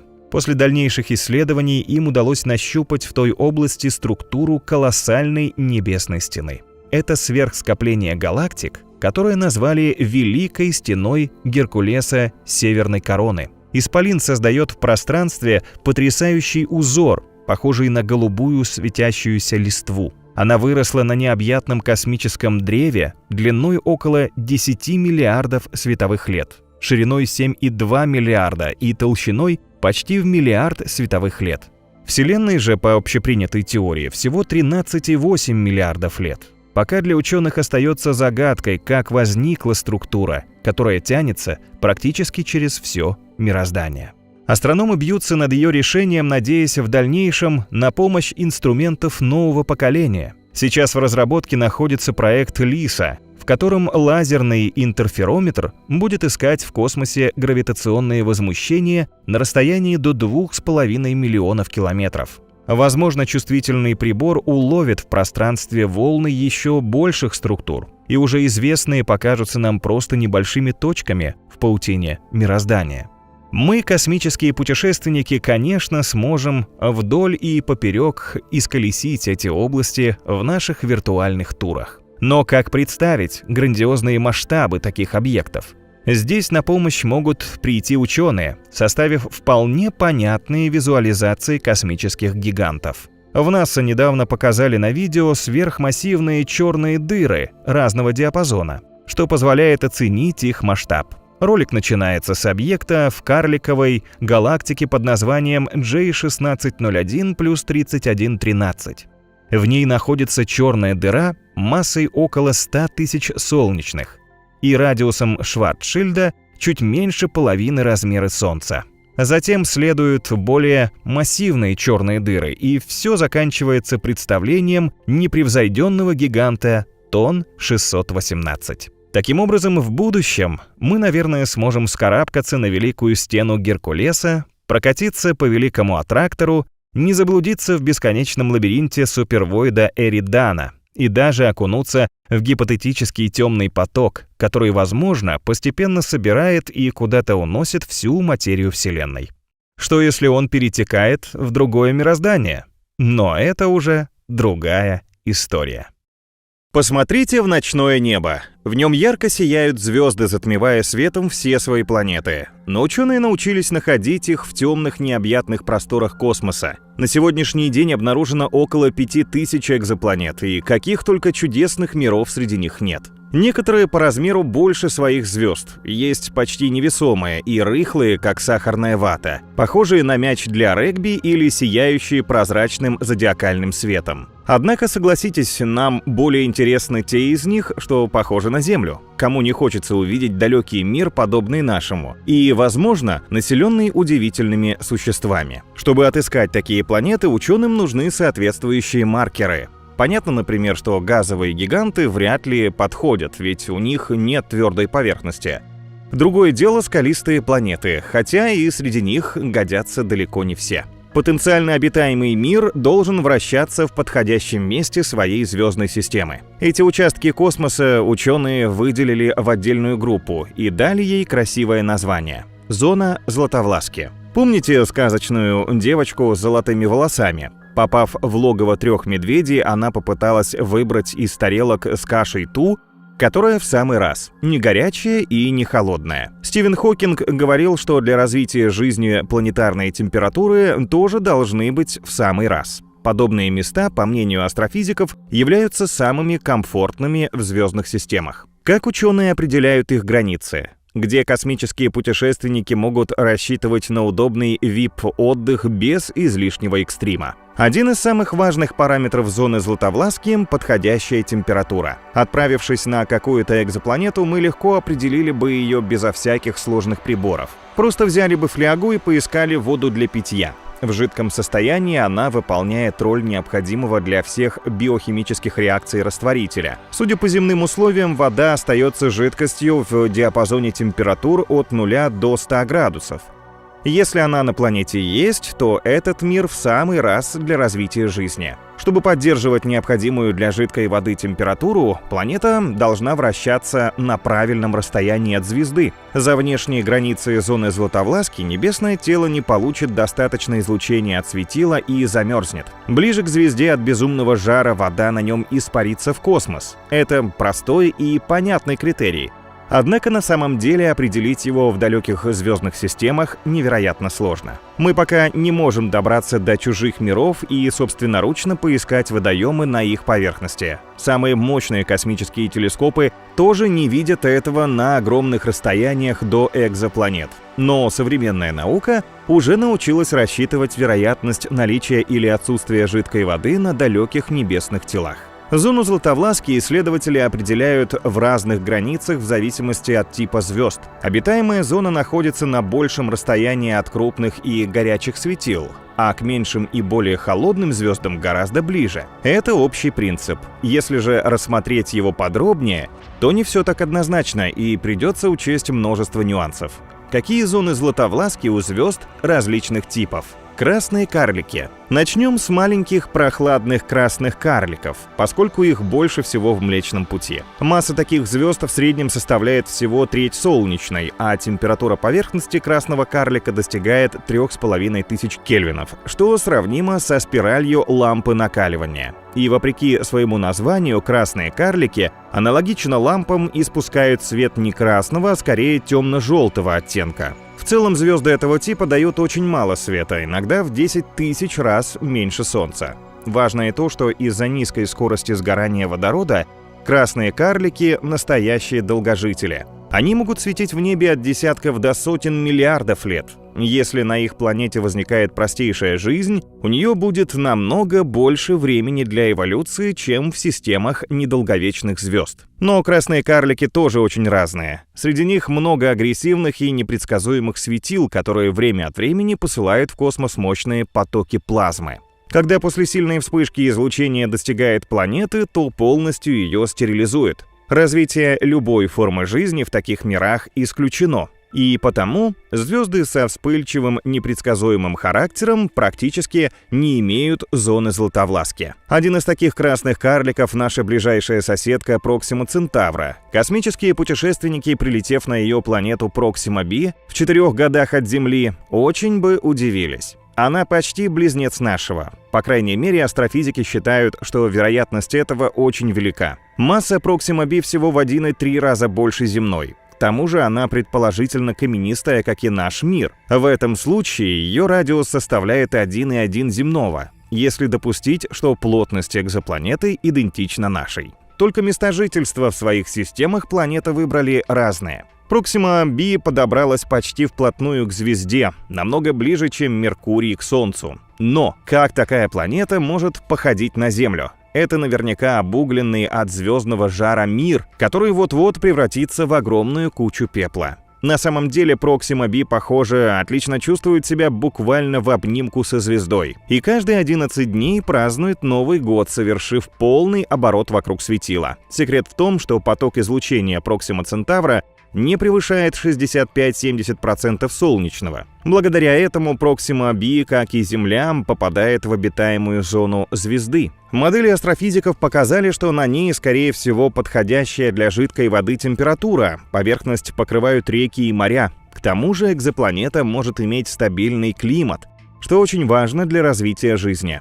Но последние оценки ученых несколько подпортили имидж Проксима Б. Будущие космические путешественники увидят в ней скорее не райскую планету, а жестокий и бесплодный мир. Во всем виноват бурный и непредсказуемый характер ее близкой звезды. На светиле регулярно происходят вспышки, которые заливают экзопланету мощными потоками ультрафиолетовых и рентгеновских лучей. Проксима Б получает в 60 раз больше высокоэнергетичного излучения и в 400 раз больше рентгеновских лучей, чем Земля. И вряд ли на ней может существовать что-то живое. Только очень мощное магнитное поле, сильнее, чем у Земли, могло бы спасти Проксима Б от выбросов радиации звезды. Но пока признаков подобного щита у планеты не обнаружено. Однако не все красные карлики имеют такой взрывной характер, как Проксима Центавра. Среди них есть очень спокойные, солидные звезды. Планеты чувствуют себя в их системах почти как в санатории. Одним из таких миров, вероятно, является Рос-128b, который расположен тоже по соседству с нами, в 11 световых годах от Земли. Экзопланету обнаружили в 2020 году, и с тех пор ее красный карлик ни разу не атаковал Рос-128b своим излучением. Астрономы считают, что спокойная звезда позволяет этой землеподобной планете поддерживать умеренный климат. Так специалисты называют не совокупность погодных условий, как на Земле, а температуру, благоприятную для потенциальной жизни. Рос-128b получает лишь в 1,38 раз больше энергии, чем наша планета, хотя находится в 20 раз ближе к своей материнской звезде. Если ее атмосфера такая же плотная, как у Венеры, то температура на поверхности составляет минус 4 градуса Цельсия, а если как у Земли, то минус 60 градусов Цельсия. При более разреженной атмосфере, что является наиболее вероятным вариантом, на планете царит приятное тепло со средним показателем плюс 20 градусов Цельсия. Но таких тихих красных карликов пока найдено немного, и потому зоны Златовласки у подобных звезд в основном очень ограничены или вообще отсутствуют. Более широкими очеркивают в системах горячих звезд G-типа, таких как Солнце. Они относительно спокойны и не кошмарят свои планеты смертельными выбросами излучения. Но минус подобных светил в том, что они живут меньше, чем красные карлики и некоторые другие типы звезд. То есть промежуток времени, когда вокруг желтых карликов может развиться жизнь, более ограничен. Хотя здесь есть исключения. Горячие звезды К-типа могут светить в небе десятки миллиардов лет. К ним относятся достаточно распространенные во Вселенной оранжевые карлики. Эти звезды, к тому же, очень стабильны и, по мнению астрофизиков, могут создавать самые многообещающие зоны Златовласки. Оранжевые карлики имеют массу от 0,6 до 0,9 массы Солнца и температуру поверхности от 3900 до 5300 кельвинов. Примером могут служить известные Альфа Центавра b и Эпсилон Инди. Однако потенциально обитаемых планет в их системах пока не обнаружено. На противоположном конце звездного спектра находятся самые маленькие и тусклые светила. В созвездии Насоса астрономы НАСА недавно обнаружили пару, которая претендует на звание наиболее темных звезд во Вселенной. Исследование этих объектов с помощью орбитального телескопа НАСА Спитцер показало, что их температура достигает всего 291-361 градусов Цельсия. Масса каждой звезды из пары составляет от 30 до 40 масс Юпитера, или 3,04 солнечной, а общая мощность излучения в миллион раз слабее, чем у Солнца. В видимом же диапазоне эти звезды вообще в миллиард раз тусклее нашего светила, ведь основная часть их лучей приходится на инфракрасный спектр. Зато слабые тусклые звезды практически бессмертны. Предположительно, подобные светила живут триллионы лет. Благодаря этому жизнь получает мощный бонус для развития в их системах. Однако излучение в инфракрасном диапазоне не подходит для эволюции каких-либо существ. К тому же светимость этих звезд очень сильно колеблется, немного больше, чем у желтых и красных карликов. Планета попадет в зону Златовласки только если займет место очень близко к слабой звезде. Но тогда гравитация светила не даст ей вращаться вокруг своей оси. Она будет всегда повернута к звездам одним боком, как Луна к Земле. Планета не будет знать смены дня и ночи. Ее атмосфера замерзнет на поверхности холодного, вечно темного полушария. Трудно представить, что в такой звездной системе может возникнуть жизнь. Хотя, если планету покрывает достаточно массивная атмосфера, ветры будут перераспределять тепло из одного полушария в другое. Тогда у атмосферы появится шанс не замерзнуть и на холодной стороне. Впрочем, даже с густой атмосферой вероятность возникновения подходящих условий на планете в системе тусклых карликов останется очень низкой. По расчетам ученых, в обитаемой зоне ее звезды не хватит атмосферных газов, необходимых для жизни. Но какого бы типа ни была звезда, еще очень важен ее галактический адрес. Она прописана прямо в центре. Там оживлено и весело. Столкновения звезд, взрывы сверхновых и гамма-всплески нередко устраивают в небе яркие красочные шоу. Такой регион вполне подходит для звездных тусовок молодых светил, а вот для безопасной и стабильной жизни эти теснота и хаос вряд ли годятся. Другое дело какой-нибудь уютный уголок подальше от шумного и опасного центра галактики, такой, как нашло наше Солнце в спиральном рукаве Млечного Пути. Это место спасает Землю от масштабных энергетических катастроф, смертельно опасных даже на больших расстояниях. Есть гипотеза, что около 450 миллионов лет назад возле нашей галактики или внутри нее произошел очень мощный гамма-всплеск.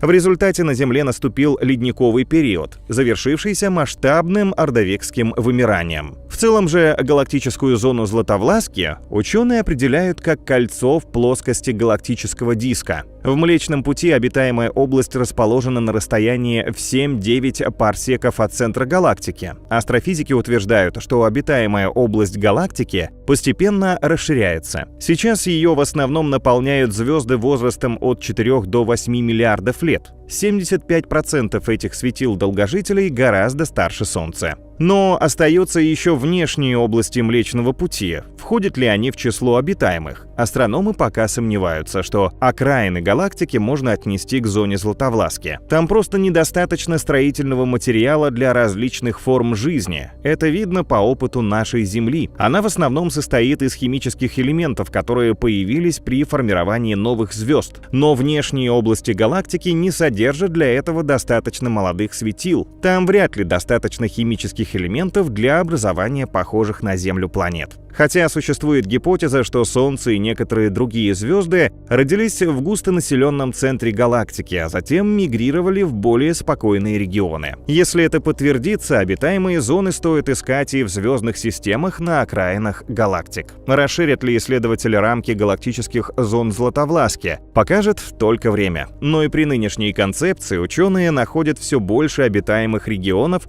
в звездных системах. Означает ли это, что скоро мы сможем заказывать комфортные пятизвездочные туры в эти миры? Спешить, вероятно, не стоит. Мы можем отправиться на планету в зоне Златовласки, но не найти там жидкую воду. В этом легко убедиться на примере Солнечной системы. Земля не единственная планета в обитаемой области нашего светила. В нее также впадают Венера и Марс. Если говорить о Венере, то ее нередко называют сестрой Земли. Обе планеты примерно одинакового размера находятся сравнительно недалеко друг от друга в зоне Златовласки, и на Венере когда-то тоже была вода. Тем не менее, сейчас наша соседка покрыта очень густой атмосферой, которая создает мощный парниковый эффект. Он разогрел Венеру до температуры более 460 градусов Цельсия, из-за чего вся жидкая вода с ее поверхности испарилась. Марс. На другом конце солнечной зоны Златовласки находится Марс. Его тоже когда-то заливали реки, озера, океаны. Роботизированные космические миссии нашли на планете минералы, которые могли образоваться только в воде. Однако Красная планета давно стала бесплодной пустыней с разреженной атмосферой из углекислого газа. Отсутствие значительной атмосферы и глобального магнитного поля означает, что марсианская поверхность постоянно облучается Солнцем. Это привело к тому, что вода на Марсе превратилась в газ и исчезла в космическом пространстве. А ее небольшой остаток сохранился лишь в ледяных шапках планеты. Но они быстро испаряются в течение марсианского лета. Правда, в последнее время появились свидетельства существования на Марсе подземных озер соленой воды. Так, в 2018 году с помощью радара космического корабля «Марс-Экспресс» ученые обнаружили признаки под поверхностью планеты огромного водоема. Но подобный рассол, скорее всего, не лучшая среда для развития каких-либо форм жизни. Во всяком случае, марсоходы пока не нашли серьезных подсказок к тому, что может быть иначе. Похожая ситуация сложилась и на Луне, которая также находится в зоне Златовласки. Луна практически не имеет атмосферы. У нее есть лишь намек на пыльную экзосферу над поверхностью, а небольшое количество воды, которое сохраняет спутник Земли, превратилось в лед и прячется на дне глубоких кратеров. И мы уже точно знаем, что Луна – неподходящее место для развития каких-либо форм жизни. Зато некоторые миры за пределами зоны Златовласки вполне могут для этого подойти. Так, модели астрофизиков показали, что массивные планеты с богатой водородом атмосферой способны достаточно прогреваться, чтобы сохранять воду в жидком виде, причем практически на любом расстоянии от своих звезд. В пример они приводят спутник Сатурна Энцелад и спутник Юпитера Европу. Оба небесных тела расположены слишком далеко от Солнца, чтобы сохранять жидкую воду на поверхности. Но луны могут прятать под своими ледяными панцирями целые океаны.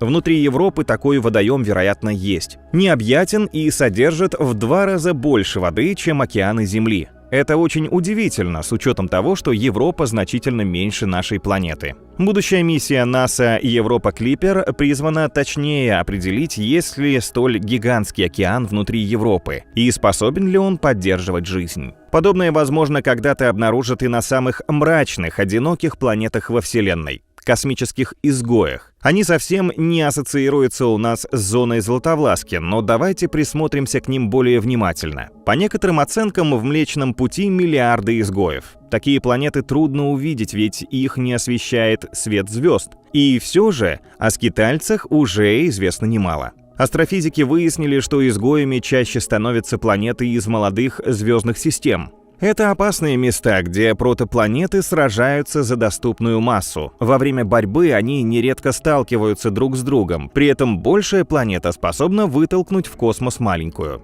Но даже взрослые миры может выбросить с орбиты пролетающая мимо звезда или черная дыра. Изгнанную с привычного места планету ждет ужасная судьба. Когда она оказывается вне звездной системы, ее поверхность постепенно остывает до температуры открытого космоса – минус 270 градусов Цельсия. Если у нее есть океаны, то вода в них превращается в твердый, как камень, лед.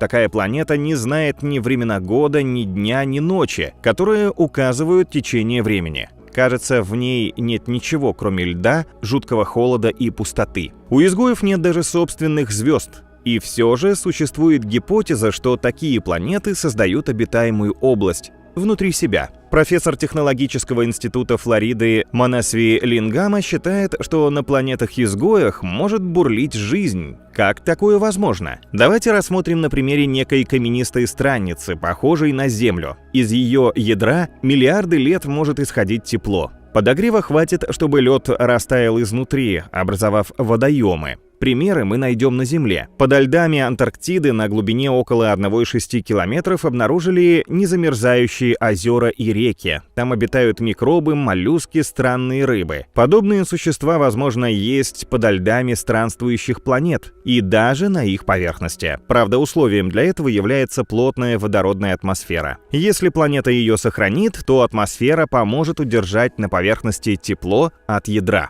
Большой спутник, который бывает у таких планет, тоже поддаст жару, растягивая и сжимая компаньонку своей гравитацией. Возможно, вскоре НАСА удастся подтвердить или опровергнуть эту невероятную гипотезу с помощью перехватчиков внесолнечных объектов. Так называют компактные зонды с радиоизотопной электрической силовой установкой. Если какая-нибудь планета-изгой или другое небесное тело окажутся в нашей звездной системе, перехватчики подлетят к нему и возьмут пробы, а затем в течение 10 лет передадут образцы на Землю с помощью сверхмощных 20-киловаттных радиоизотопных батарей. Но и жидкая вода не гарантирует, что скалистая планета в системе стабильной звезды пригодна для жизни. Она должна быть еще и подходящего размера. Новое исследование ученых Австрийской академии наук показало, что небесное тело размером с Землю будет в самый раз. Если экзопланета окажется значительно больше нашей, ее мощная атмосфера создаст огромное давление и, как катком, раздавит любые формы жизни. Если же планета, наоборот, слишком мала,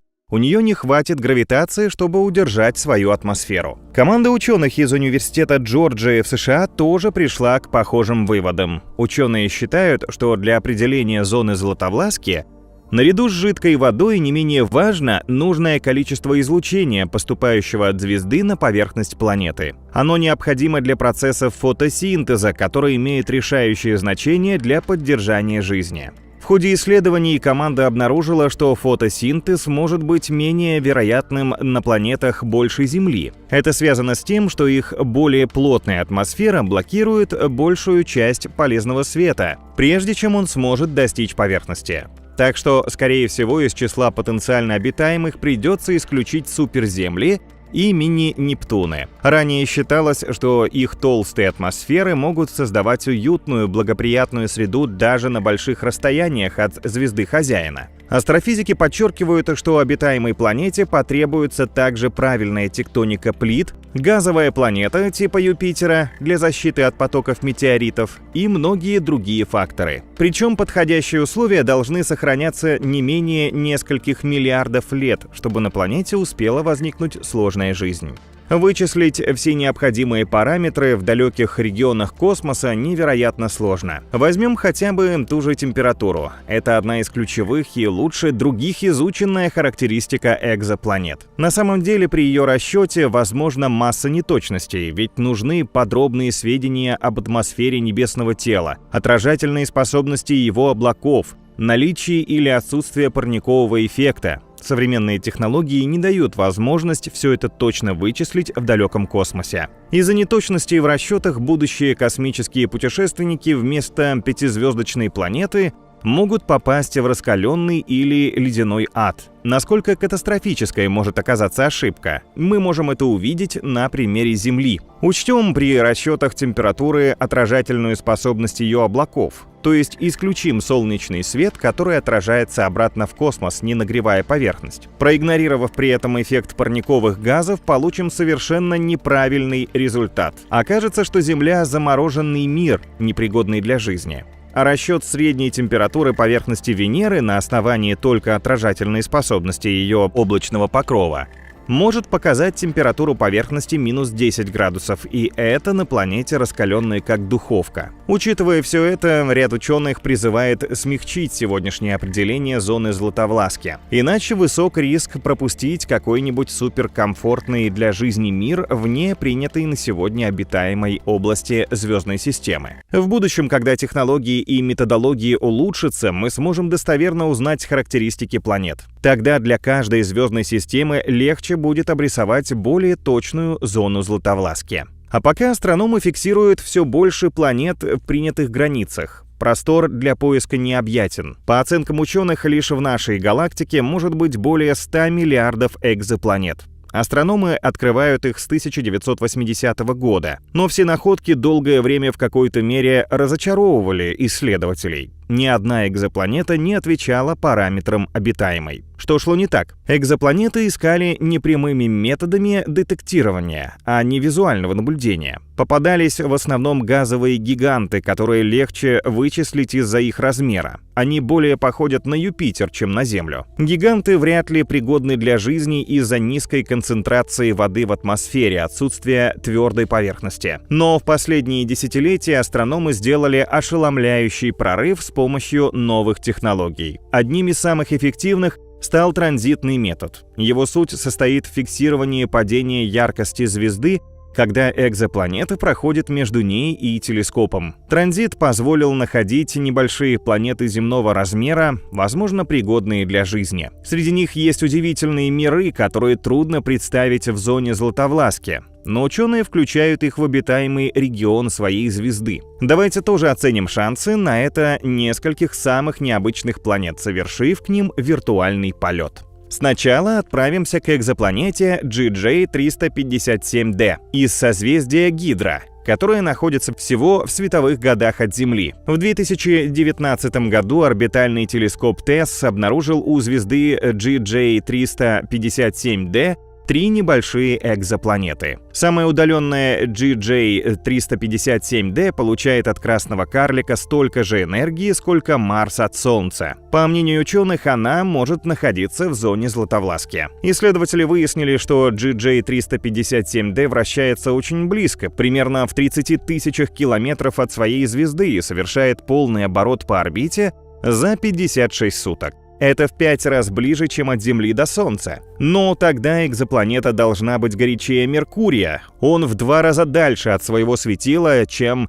GJ-357d. И все равно температура на его поверхности днем достигает более 420 градусов. При такой жаре плавятся металлы, и, конечно, не может существовать жизнь. Однако с GJ-357d все наоборот. Она вращается вокруг красного карлика, который по массе в 3 раза меньше Солнца и на 40% холоднее. По расчетам астрономов, из-за этого температура на планете должна составлять около минус 20 градусов. Но в этом случае она представляет собой ледяной шарик или настоящий снежок, непригодный для жизни. Однако ученые оставляют экзопланету в числе потенциально обитаемых, ведь по некоторым признакам у нее плотная атмосфера. В таком случае GJ357d сохранит достаточно тепла, чтобы вода на ее поверхности была в жидком виде. Астрономы продолжают исследование экзопланеты и недавно выяснили, что она, вероятно, сплошь покрыта океаном. Исследователи еще подсчитывают, каким может быть размер этого водного мира.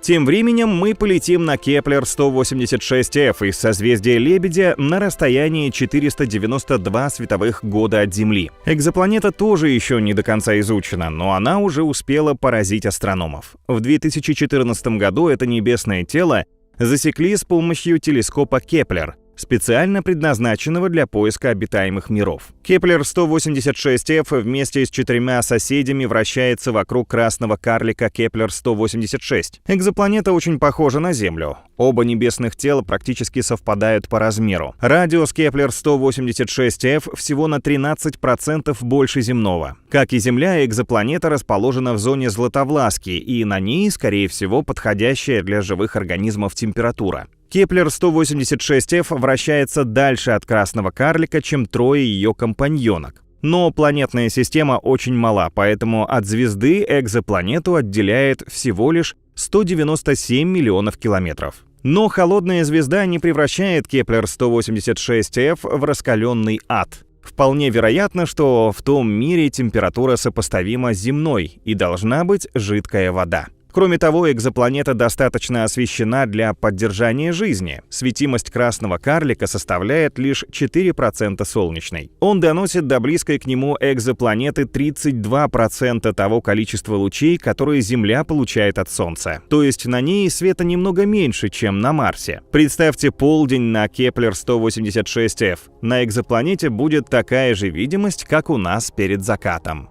А недавно исследователи Georgia Institute of Technology в 2020 году нашли еще одно важное сходство Кеплер-186f с Землей. Они выяснили, что наклон оси экзопланеты меняется очень слабо и медленно, как у нас. Колебание составляет лишь от 22,1 до 24,5 градусов, достигая граничных отметок раз в 10 тысяч лет. Стабильный наклон оси обеспечивает регулярную смену времен года, равномерное распределение тепла и света. Такого не бывает при резких колебаниях оси, как на том же Марсе от 0 до 60 градусов. Это может быть ключевой причиной распада марсианской атмосферы, испарения с его поверхности воды. А Кеплер-186f, благодаря стабильной оси наклона, способна подобного сценария избежать и, несомненно, таким образом получает больше шансов попасть в разряд пятизвездочных миров для космических путешествий. Но чтобы добавить в наш тур долю экстрима, отправимся к экзопланете PSR B1257 плюс 12c из созвездия Девы в 2300 световых годах от нас. Ее недаром называют полтергейстом как потустороннюю силу. Он уже давно кошмарит астрономов. Началось с того, что полтергейст нашли там, где его быть не могло. Планета вращалась рядом с пульсаром. Такие космические объекты образуются после коллапса звезд-гигантов, который сопровождает мегасильный взрыв. У планет нет шансов там выжить. Только полтергейст, вопреки всему, остался цел и невредим. Впрочем, мистическая история в реальности оказалась прозаичной. Астрономы выяснили, что зловещая планета на самом деле слеплена из космического мусора. После взрыва сверхновой в пространство выбросило множество кусков от разорванных небесных тел. Из них со временем и сформировался полтергейст. Как гигантский пылесос он втянул невероятное количество небесного хлама, по массе в 4 раза обогнав Землю. Исследования показали, что у планеты должна быть твердая скалистая поверхность. Попав в тот мир, вы, вероятно, не ощутили бы угрозы. Однако полтергейст очень коварен. Магнитное поле его звезды является мощнейшим источником СВЧ-излучения и постоянно топит все вокруг ливнями из ионов. Такие условия исключают развитие каких-либо форм жизни. Но опять же не на полтергейсте. Последние исследования астрофизиков показали невероятные результаты. Несмотря ни на что, ужасная планета может быть обитаемой. Ученые не определили зону Златовласки для пульсаров. И именно полтергейст может стать для этого удобным ориентиром. Есть признаки того, что планета имеет толстую и плотную атмосферу. В этом случае газовая оболочка защищает ее от рентгеновских и гамма-лучей. Конечно, радиация на полтергейсте все равно останется гораздо сильнее земной, и вряд ли он будет пригодным для известных нам высших форм жизни. А вот простейшие организмы – другое дело. На Земле есть бактерия Deinococcus radiodurans, которая выносит радиацию в 500 раз выше, чем человек. Возможно, подобные экстремальные существа выживают на полтергейсте, вопреки его адским преградам. Кажется, после такого необычного кандидата в зону Златовласки ученые уже ничем не смогут нас удивить. Но давайте посмотрим на планетную систему Тропист-1 в 40 световых годах от нас. Она потрясает не своими ужасными условиями, а количеством землеподобных планет. Аж 7 подобных миров вращается вокруг спокойного красного карлика Тропист-1, и как минимум 3 из них, Тропист-1И, Тропист-1F и Тропист-1G, могут иметь жидкую воду на поверхности. Экзопланеты наверняка каменистые и, вероятно, окружены довольно плотной атмосферой. Этот густой покров защищает их от избытка звездного излучения. Значит, во всех 3 мирах может существовать жизнь. Ученые разрабатывают новые компьютерные модели, чтобы более точно определить наличие у планеты системы Тропист-1 атмосферы, и надеются изучить ее состав. Тогда станет понятнее, способны ли столько планет быть потенциально обитаемыми в одной звездной системе. И вот тут возникает очень интересный вопрос. Сколько планет может находиться в зоне Златовласки в границах одной звездной системы? 3, 10, 50? Ученые говорят, что путем наблюдений ответить на это при нынешнем развитии технологий чрезвычайно трудно. Чтобы сделать вывод о присутствии в звездной системе экзопланет, астрономы обычно изучают сигналы радиальной скорости или транзита, но сигналы от многочисленных небесных тел в одной системе, скорее всего, настолько запутаются, что будут похожи на случайные космические помехи. Однако американский астрофизик Шон Реймонд решил теоретически рассчитать, сколько соседок поместится в зоне Златовласки какой-либо звездной системы. Известный радиус Хилла ограничивает количество концентрических орбитальных плоскостей вокруг звезды для стабильной системы. Если небесных тел в этих плоскостях будет слишком много, их гравитация разрушит порядок и приведет к хаосу. Расчеты Реймонда показали, что теоретически звезда типа Солнца способна поддерживать 42 планеты в одной орбитальной плоскости. Всего у нашей звезды может быть 6 таких плоскостей, что дает нам 252 планеты. Затем ученый уменьшил массу планет до половины земной и получил ошеломительный результат. Получилось 8 орбитальных плоскостей, в каждую из которых можно запаковать по 52 планеты. В целом астрофизик вывел впечатляющую цифру в 416 планет. Однако Реймонд считает, что на практике последний сценарий практически нереален. Ученый сравнивает это с игрой в кости. Вероятность зоны Златовласки с 400 планетами будет не выше, чем очень редкий расклад, когда 10 раз подряд выпадает 6 на 2 костях. Хотя шанс все же остается. Космические кости могут выпасть как угодно, и астрономы найдут вокруг звезды зону Златовласки, перенаселенную планетами. Но, по словам астрофизика, это наверняка будет не природное, а искусственное сооружение сверхразвитой цивилизации. Правда, Шон Реймонд подчеркивает, что о продвинутых инопланетянах это скорее шутка, пока нет научных доказательств их существования. В то же время некоторые ученые всерьез считают, что нельзя сбрасывать со счетов экзотические формы жизни. Мы знаем только об углеродных существах на нашей планете, потому, конечно, ищем в космосе зоны, которые подходят обитателям Земли. А если избавиться от углеродного шовинизма, почему жизнь должна обязательно состоять из такого материала, как и мы с вами? Вдруг обитатели далеких миров окажутся, например, из кремния? Для подобных существ обитаемая область звездной системы будет совсем иной. Кремний расположен в периодической системе химических элементов прямо под углеродом. 2 соседа во многом схожи. Как и углерод, кремний может одновременно образовывать 4 связи с атомами и строить сотни различных молекул. Интересно, что на Земле его гораздо больше, чем углерода. И все же жизнь на нашей планете недаром выбрала углерод. Кремний является довольно инертным элементом при температуре поверхности Земли. Он не может образовывать сложные и прочные связи, необходимые для органики. Так что если вторая силиконовая долина и существует, то в каком-то очень жарком мире. Там, может быть, ведут странную жизнь некие живые камни или кристаллы. Вместо воды им подойдет аммиак либо метан, в которых растворяется кремний. Правда, при большой температуре они испарятся. Другое дело ужасная для нас серная кислота. В 2022 году исследователи Массачусетского технологического института выяснили, что серная кислота способствует созданию множества разных кремний-органических соединений. При этом она остается жидкой при температуре более 300 градусов. Известно, что серная кислота в виде аэрозольных капель в изобилии содержится в облаках Венеры, чем некомфортное место для каких-либо микробов из кремния. Если же мы представим жизнь на основе какого-то другого элемента, картина изменится. Возьмем хотя бы бор. Простейший боран при комнатной температуре представляет собой газ. Если использовать его как строительный материал для живых организмов, планета, вероятно, должна быть очень холодной. Хотя на бор особо ставить все же не стоит. Его очень мало в космосе. В принципе, не надо особо рассчитывать и на все другие неуглеродные формы жизни.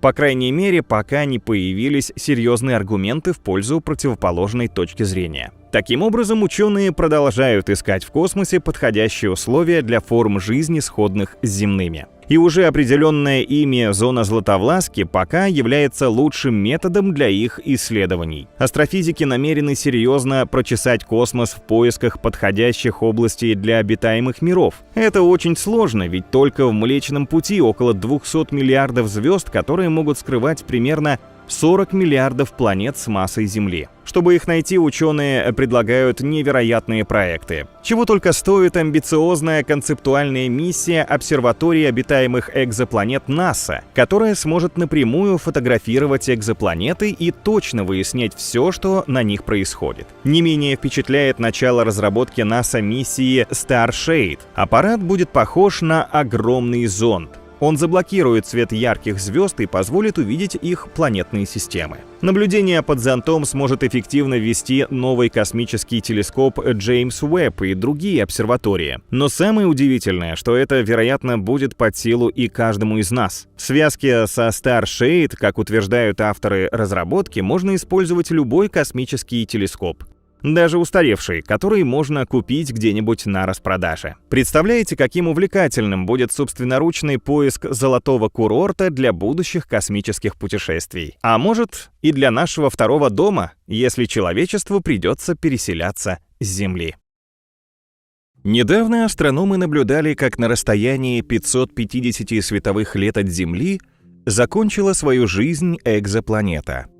Собственная звезда RZ-Рыб разорвала ее на куски и окружила себя ореолом из камней и пыли. Сами звезды тоже не раз умирали у нас на глазах в ярких взрывах сверхновых.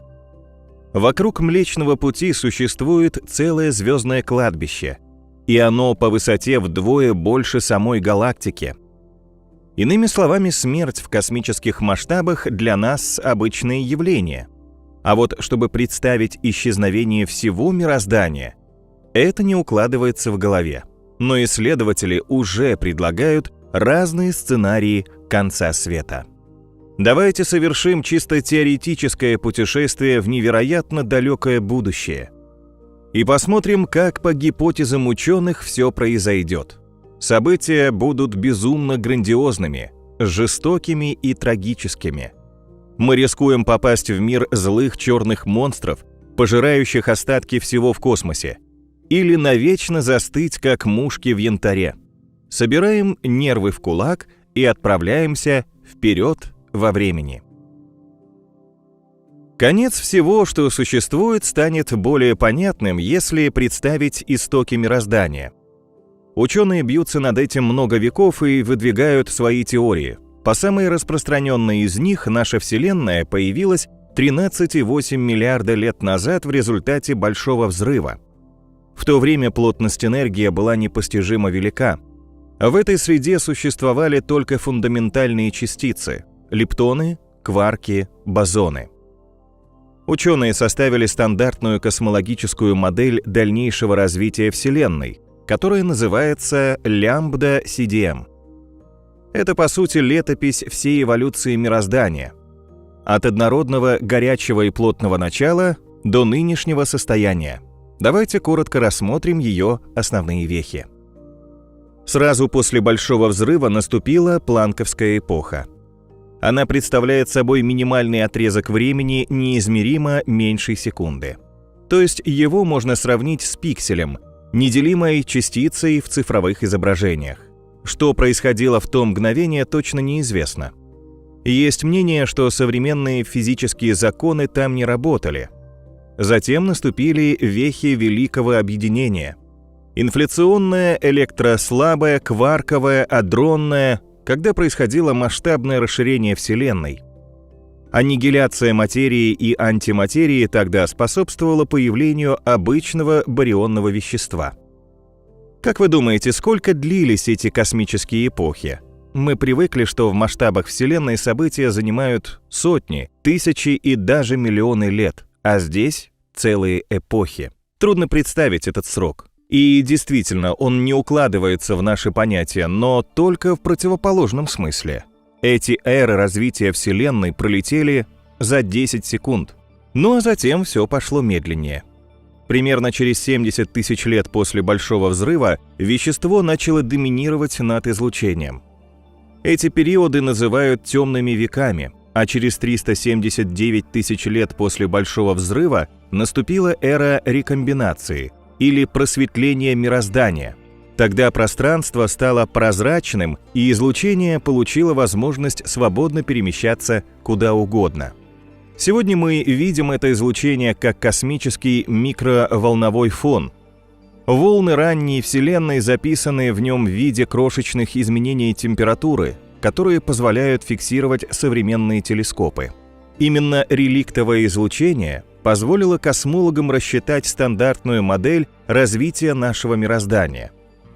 Тем временем Вселенная охлаждалась и расширялась, формировались атомы, а затем конденсировались в галактики, звезды и их системы. Мироздание до сих пор расширяется, и ученые считают, что за этим процессом стоит таинственная темная энергия. Однако мы знаем, что все когда-то заканчивается.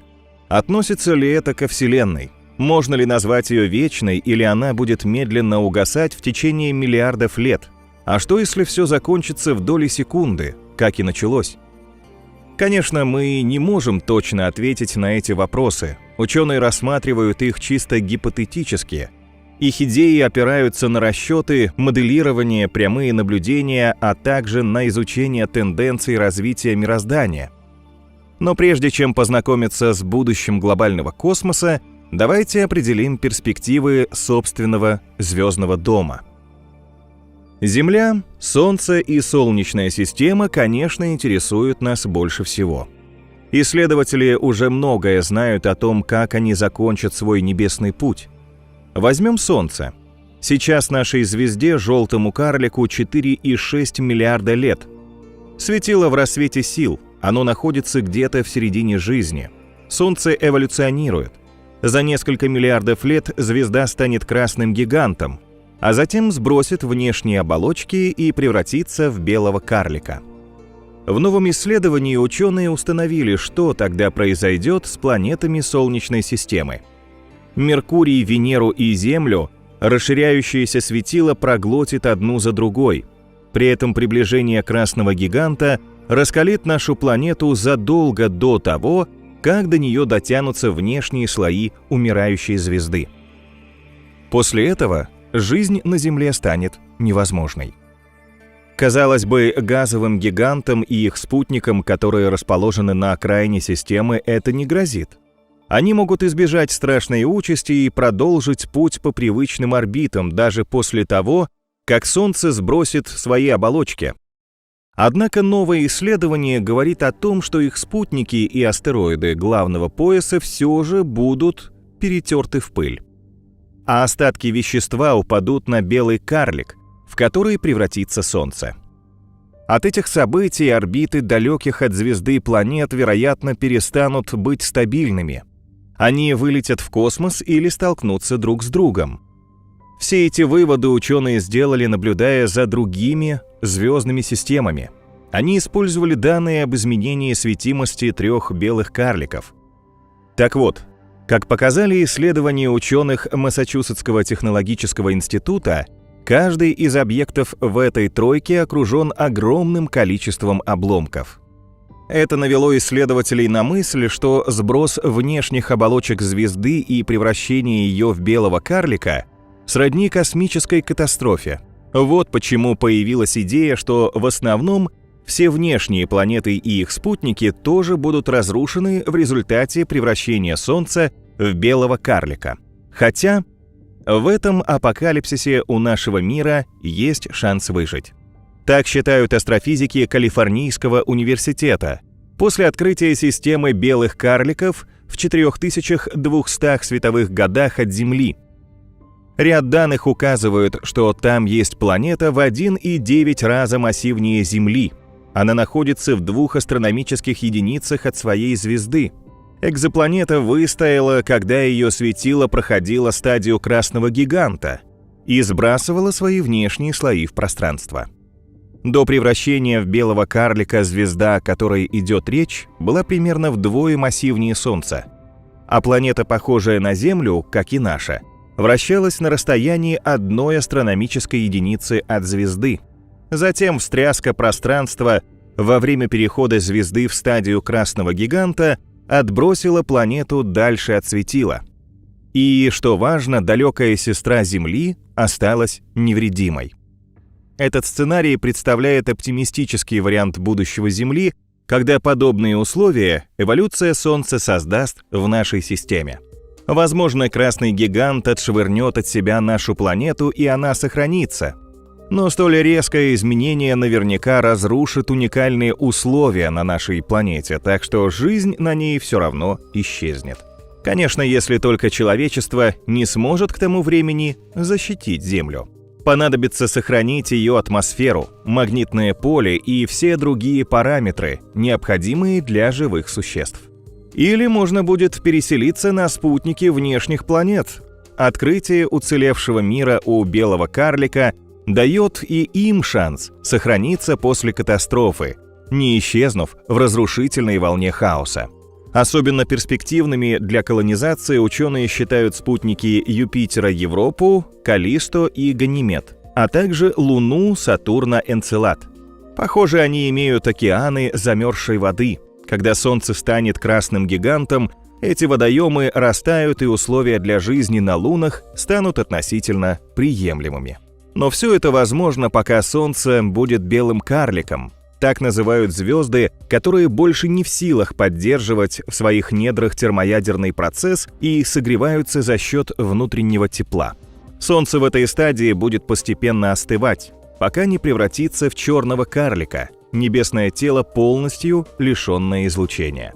Холодное и темное, оно уже никак не сможет поддерживать жизнь. Человечеству, если оно до этого доживет, останется только искать себе новую звезду. Впрочем, почему бы и нет? Выбор широкий. Наше Солнце лишь одна из 200 миллиардов триллионов звезд, которые существуют во Вселенной.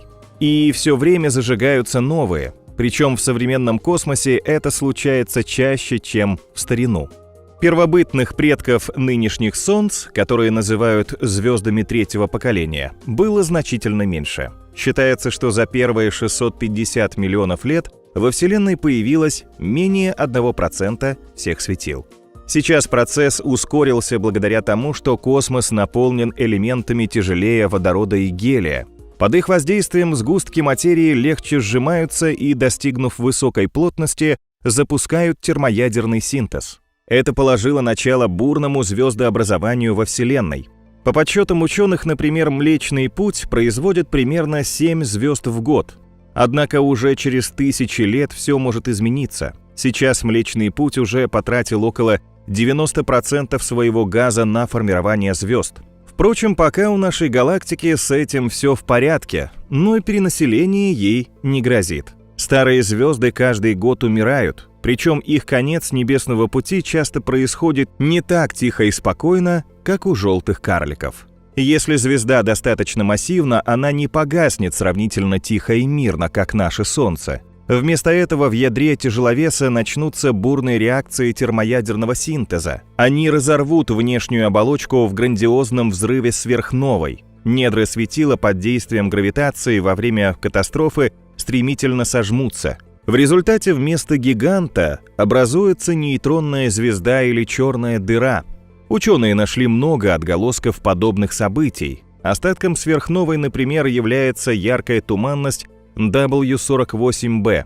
Масса взорвавшейся звезды была по крайней мере в 8 раз больше солнечной. Живописная крабовидная туманность тоже остаток сверхновой, наблюдавшейся в 1054 году.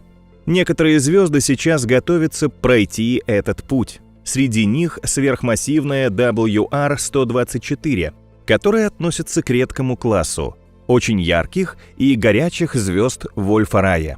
По всей видимости, она уже находится на стадии сжигания углерода в своем ядре. Звезда постоянно выбрасывает в пространство вещество, потому окружена туманностью М1,67.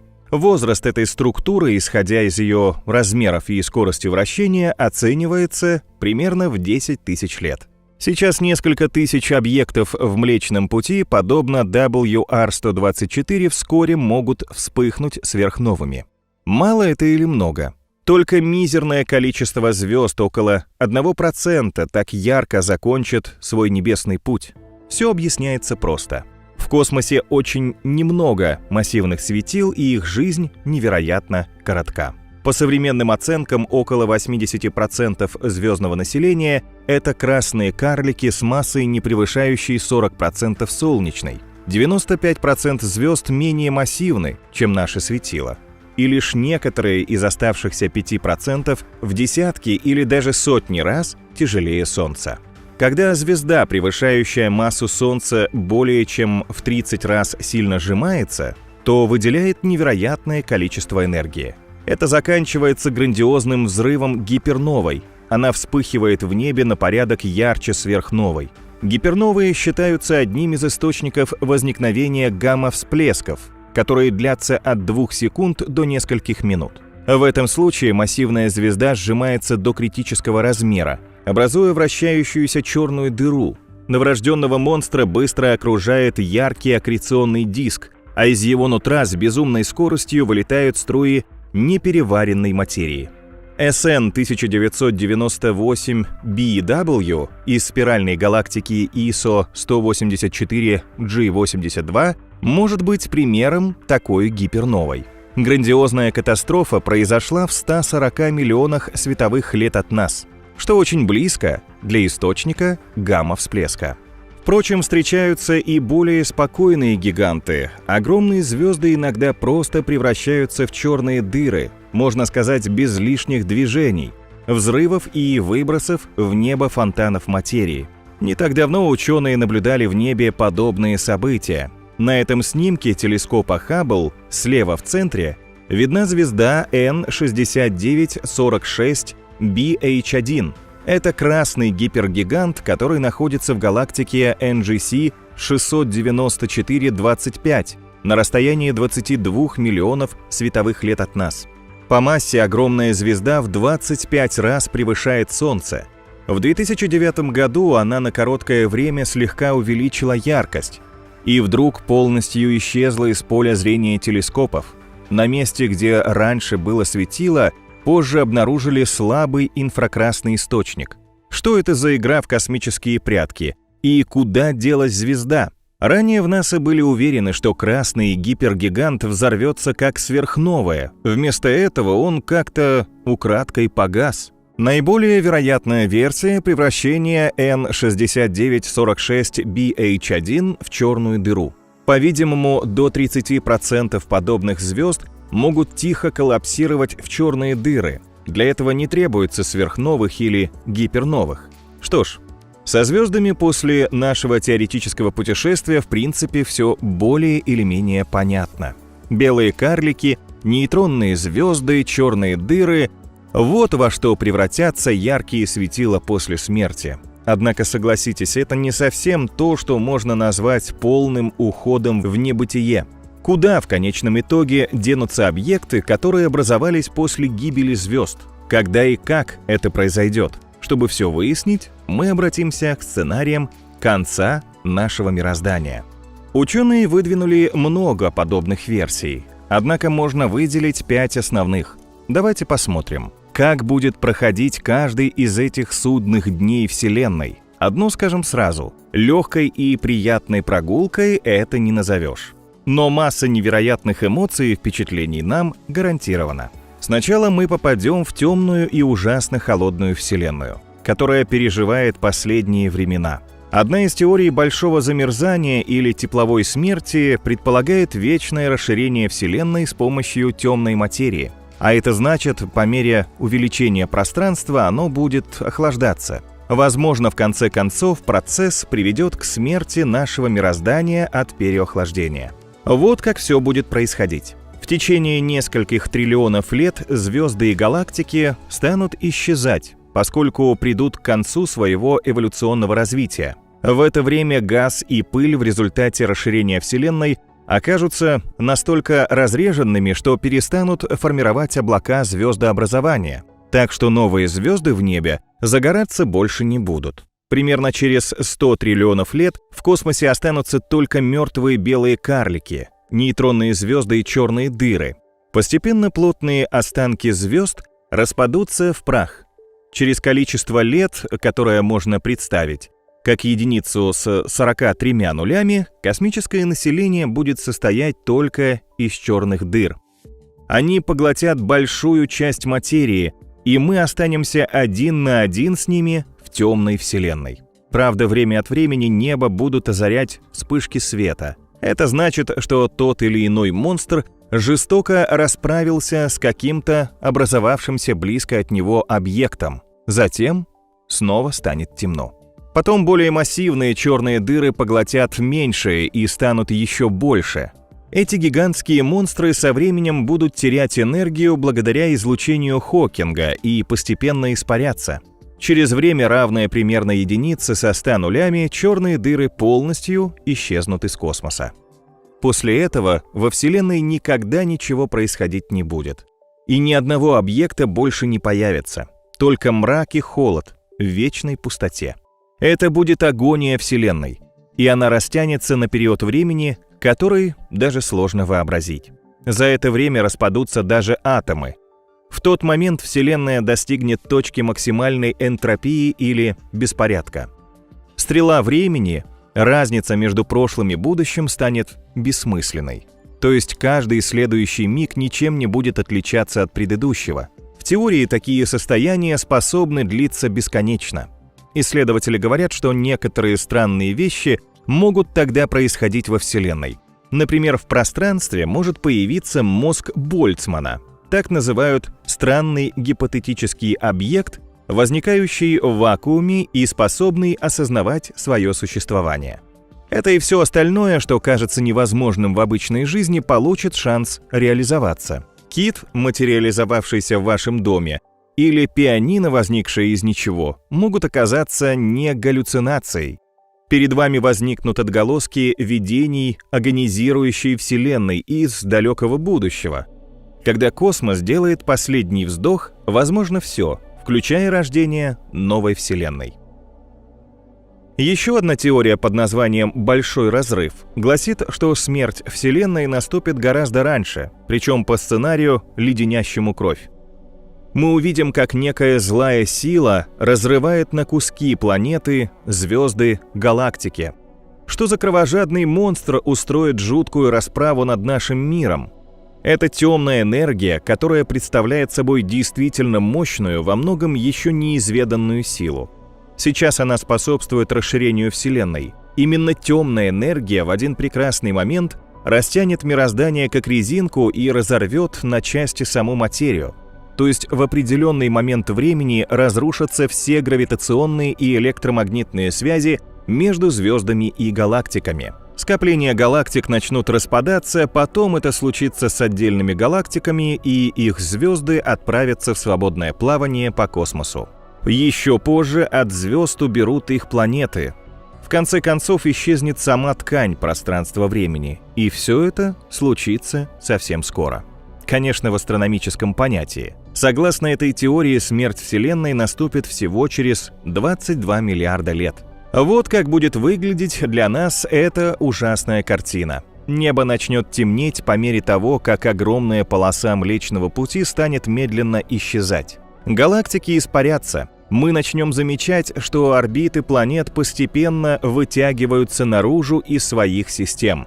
Всего за несколько месяцев до конца, после того, как мы потеряем внешние планеты, окажемся в кромешной тьме, Земля отдалится от Солнца, а Луна от Земли. И может нас немного утешит, что этот кошмар продлится недолго, всего лишь несколько часов. А затем темная энергия разнесет на куски нашу планету и разбросает ее останки по пространству. Ужасный конец.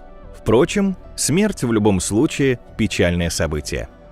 Но все может оказаться перевернутым с ног на голову, если взять теорию большого сжатия. Название уже во многом объясняет ее суть. Гипотеза гласит, что Вселенная способна избежать смерти в обычном смысле слова. Ей просто нужно перезагрузиться, как вашему компьютеру. И после этого она снова вернется в изначальное состояние, в каком была до Большого взрыва.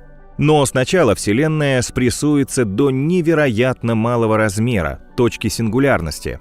Идея в том, что гравитация со временем станет преобладать над силами расширения пространства, и оно начнет сжиматься. Сначала начнут сливаться воедино скопления галактик, потом сами галактики, и после этого все звезды. Температура во Вселенной постоянно будет повышаться, пока оставшиеся звезды не станут настолько горячими, что просто испарятся. В последние несколько минут жизни Вселенной мы попадем в настоящий ад, настолько раскаленным окажется космос. От жара атомы станут распадаться на части, и их затянут в себя черные дыры. Именно эти монстры заполнят почти все оставшееся пространство, но и они не бессмертны. В самом конце вся материя, включая черные дыры, сожмется в маленькую точку, опять в ту же сингулярность, какой она была до Большого взрыва. Приверженцы этой теории считают, что подобные события начнутся через несколько миллиардов лет. Но некоторые утверждают, что процесс сжатия будет запущен уже через 100 миллионов лет. Ученые считают, что после этого произойдет новый Большой взрыв, и тогда появится совсем другая, юная Вселенная, которая начнет расширяться. Постепенно в ней образуются звезды, планеты, галактики. Словом, все как у нас. Еще одна теория большого отскока очень похожа на предыдущую. В ней утверждается, что Вселенная будет непрерывно повторять цикл сжатия и расширения, но без Большого взрыва. То есть можно говорить о циклическом возрождении нашего мироздания, что исключает его полную смерть. Или возможен несколько иной поворот. Вселенная не пройдет весь путь обратно к сингулярности. Вместо этого она максимально близко подойдет к подобному состоянию. Ну а потом резко распрямится, как сжатая до предела пружина. Таким образом, наша с вами Вселенная может быть не первой, а, скажем, 400-й или миллионной, миллиардной по счету. Выбирайте цифру по своему вкусу. Все равно сейчас нет никакого способа это доказать или опровергнуть. Также есть предположение, что все-таки Большой взрыв был началом времени.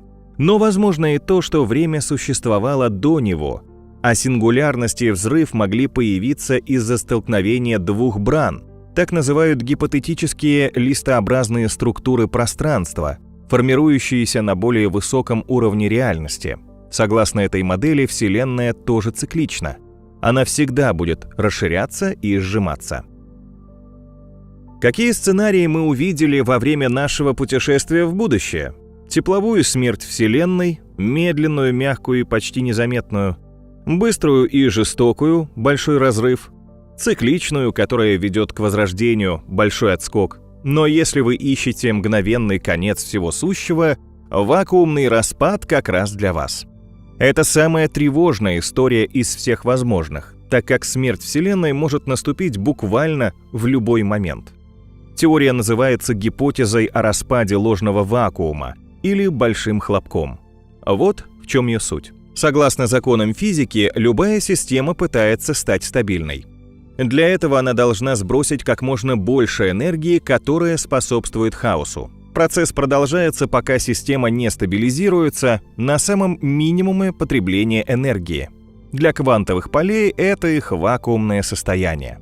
Считается, что все известные квантовые поля находятся в стабильных вакуумных состояниях, кроме одного – поля Хиггса. Кажется, что оно выбрало ложный вакуум. То есть сейчас это поле кажется устойчивым, но по прогнозам не находится в состоянии с самой минимальной энергией. Теоретически это означает следующее.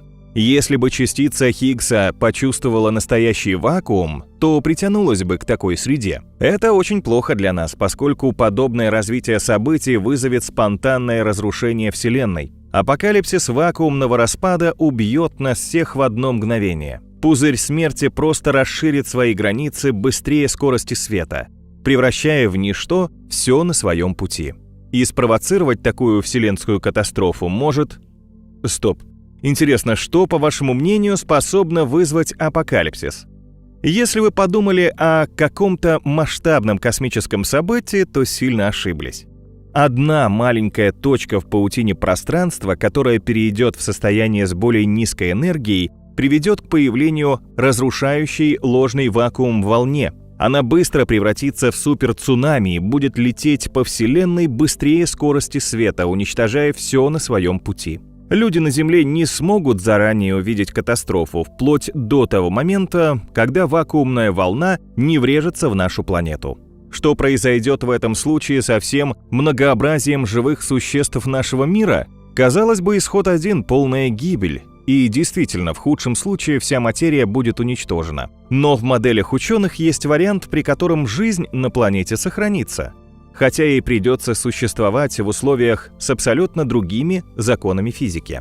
Что касается вероятности сценария с вакуумным распадом Вселенной, то некоторые исследователи считают его практически невозможным. Другие говорят, что он может произойти через миллиарды лет, а третьи утверждают, что это уже случилось, и мы живем в условиях новой физики.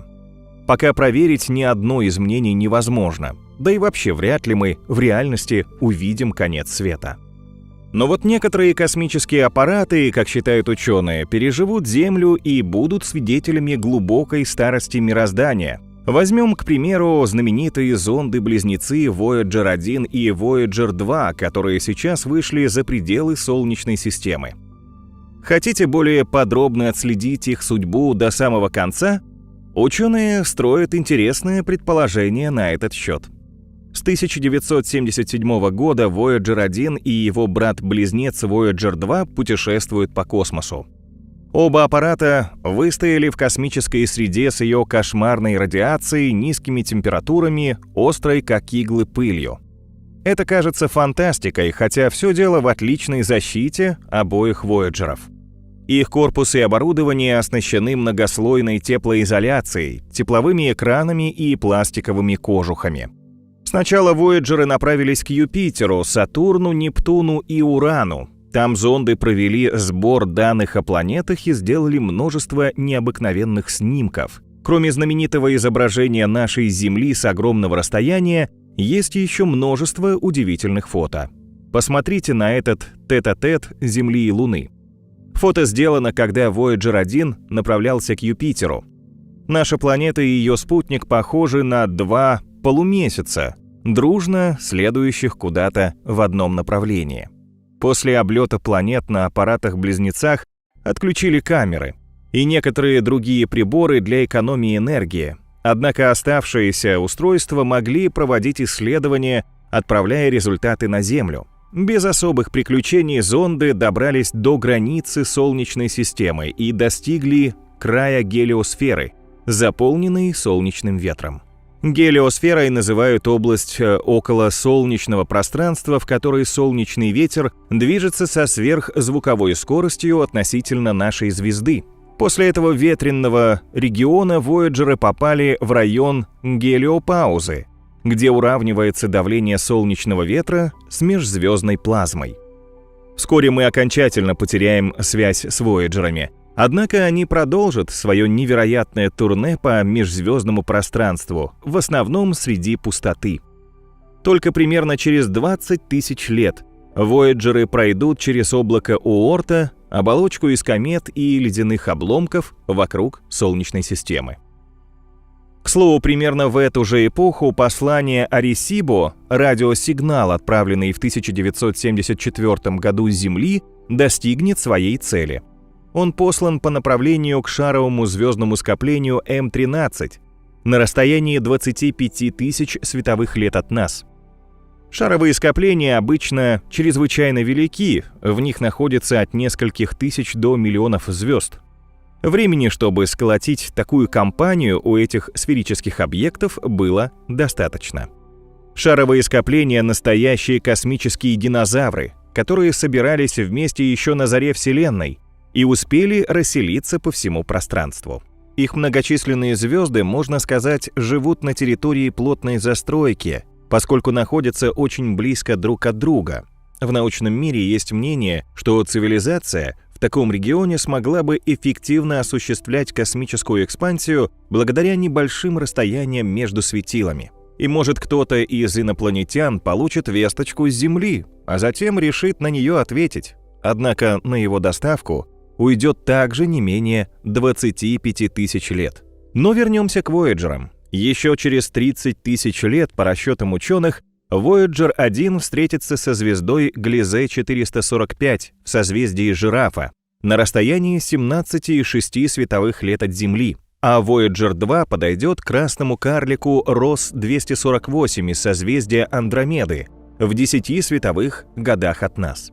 В то время Рос-248 медленно подойдет к нашему миру и станет ближайшей к Солнцу звездой. А еще через 3000 лет красный карлик приблизится к Солнечной системе на минимальное расстояние в 3 световых года. Через 285 тысяч лет Voyager-1 достигнет звезды Сириус и пролетит на расстоянии 4 световых лет от этого прекрасного голубого светила, самого яркого в нашем небе. Впрочем, к тому времени все может измениться. Собственное движение звезд и космические катастрофы сделают созвездия неузнаваемыми. Например, недалеко от Сириуса звезда гипергигант VY Большого Пса взорвется, образовав гиперновую. Если же посмотреть в будущее еще дальше, то через 500 миллионов лет Солнечная система и Вояджеры совершат полный оборот вокруг Млечного Пути. Невозможно предсказать, что к тому времени произойдет на Земле.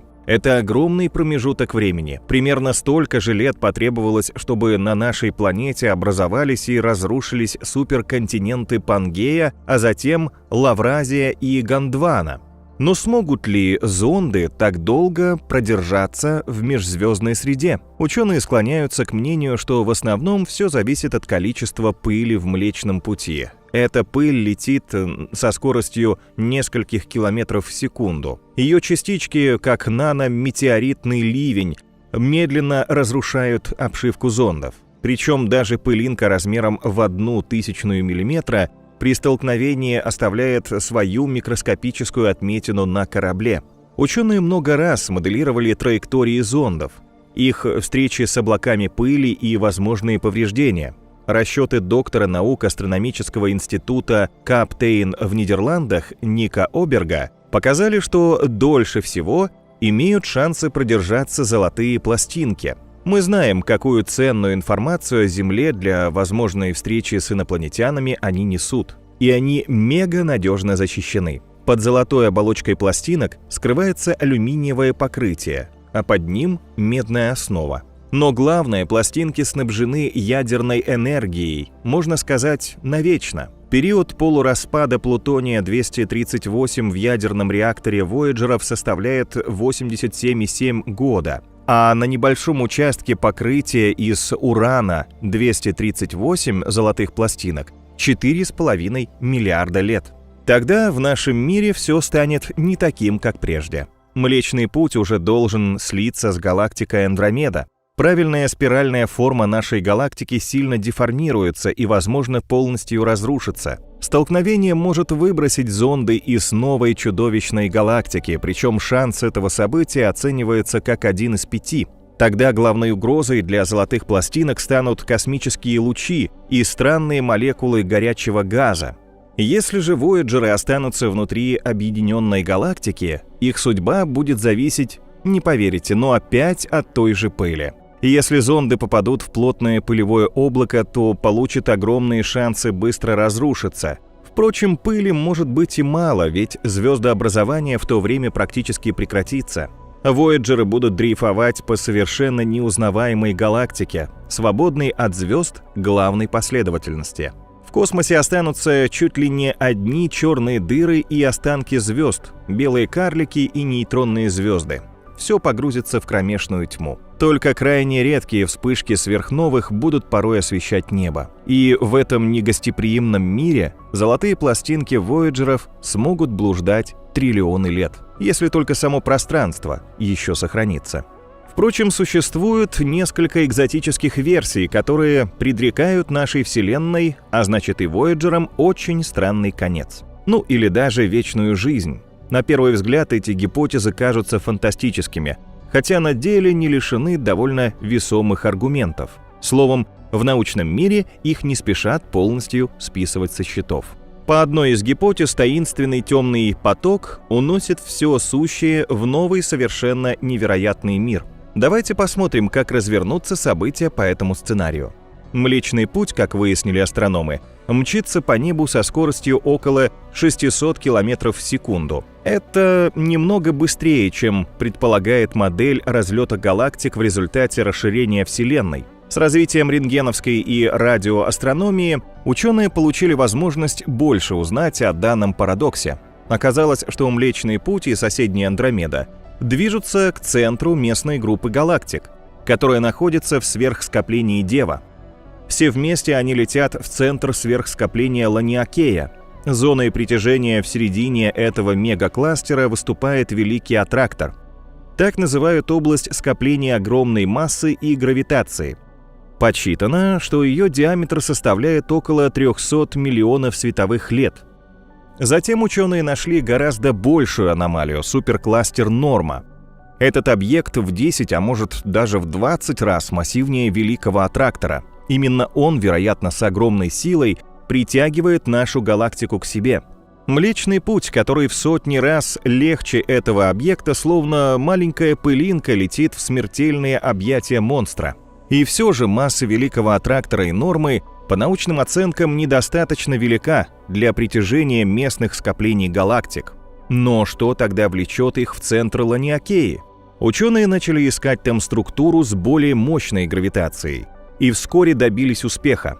Им удалось выявить грандиозное сверхскопление Шепли, которое состоит аж из 17 скоплений. Гигант находится на расстоянии около 650 миллионов световых лет от Земли. Он имеет такую огромную массу, что даже цифру трудно вообразить. 10 миллионов миллиардов солнечных масс. Но открытие гигантского сверхскопления Шепли не прояснило схему притяжения всех скоплений галактик к одному центру. Массы все равно не хватало. Одно из объяснений этого парадокса как раз и связано с гипотетическим темным потоком. Так ученые назвали согласованное движение скоплений галактик к неизвестной массе в невидимой Вселенной.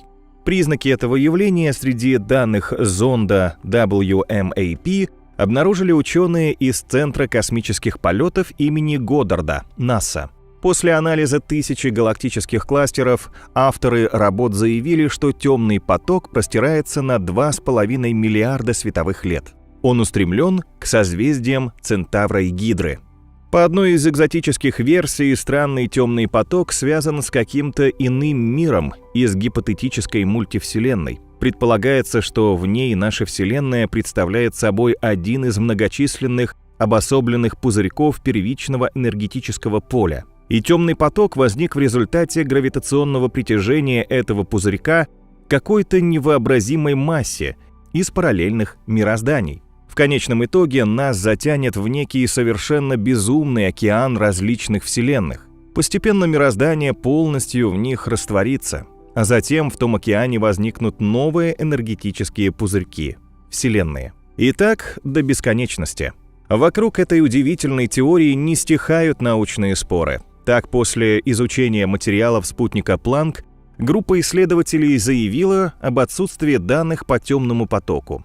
Но другой анализ подтвердил выводы WMAP о его существовании.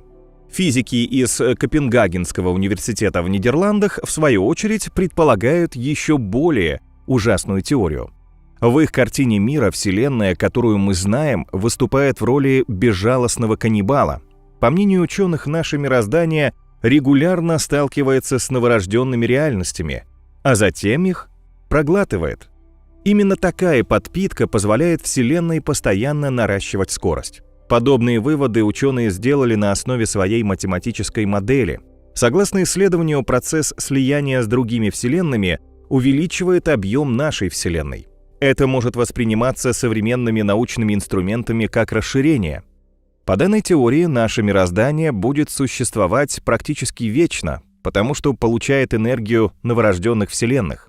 Жутко, конечно, хотя хочется видеть свой мир бессмертным. Но какие шансы того, что эта картина верна?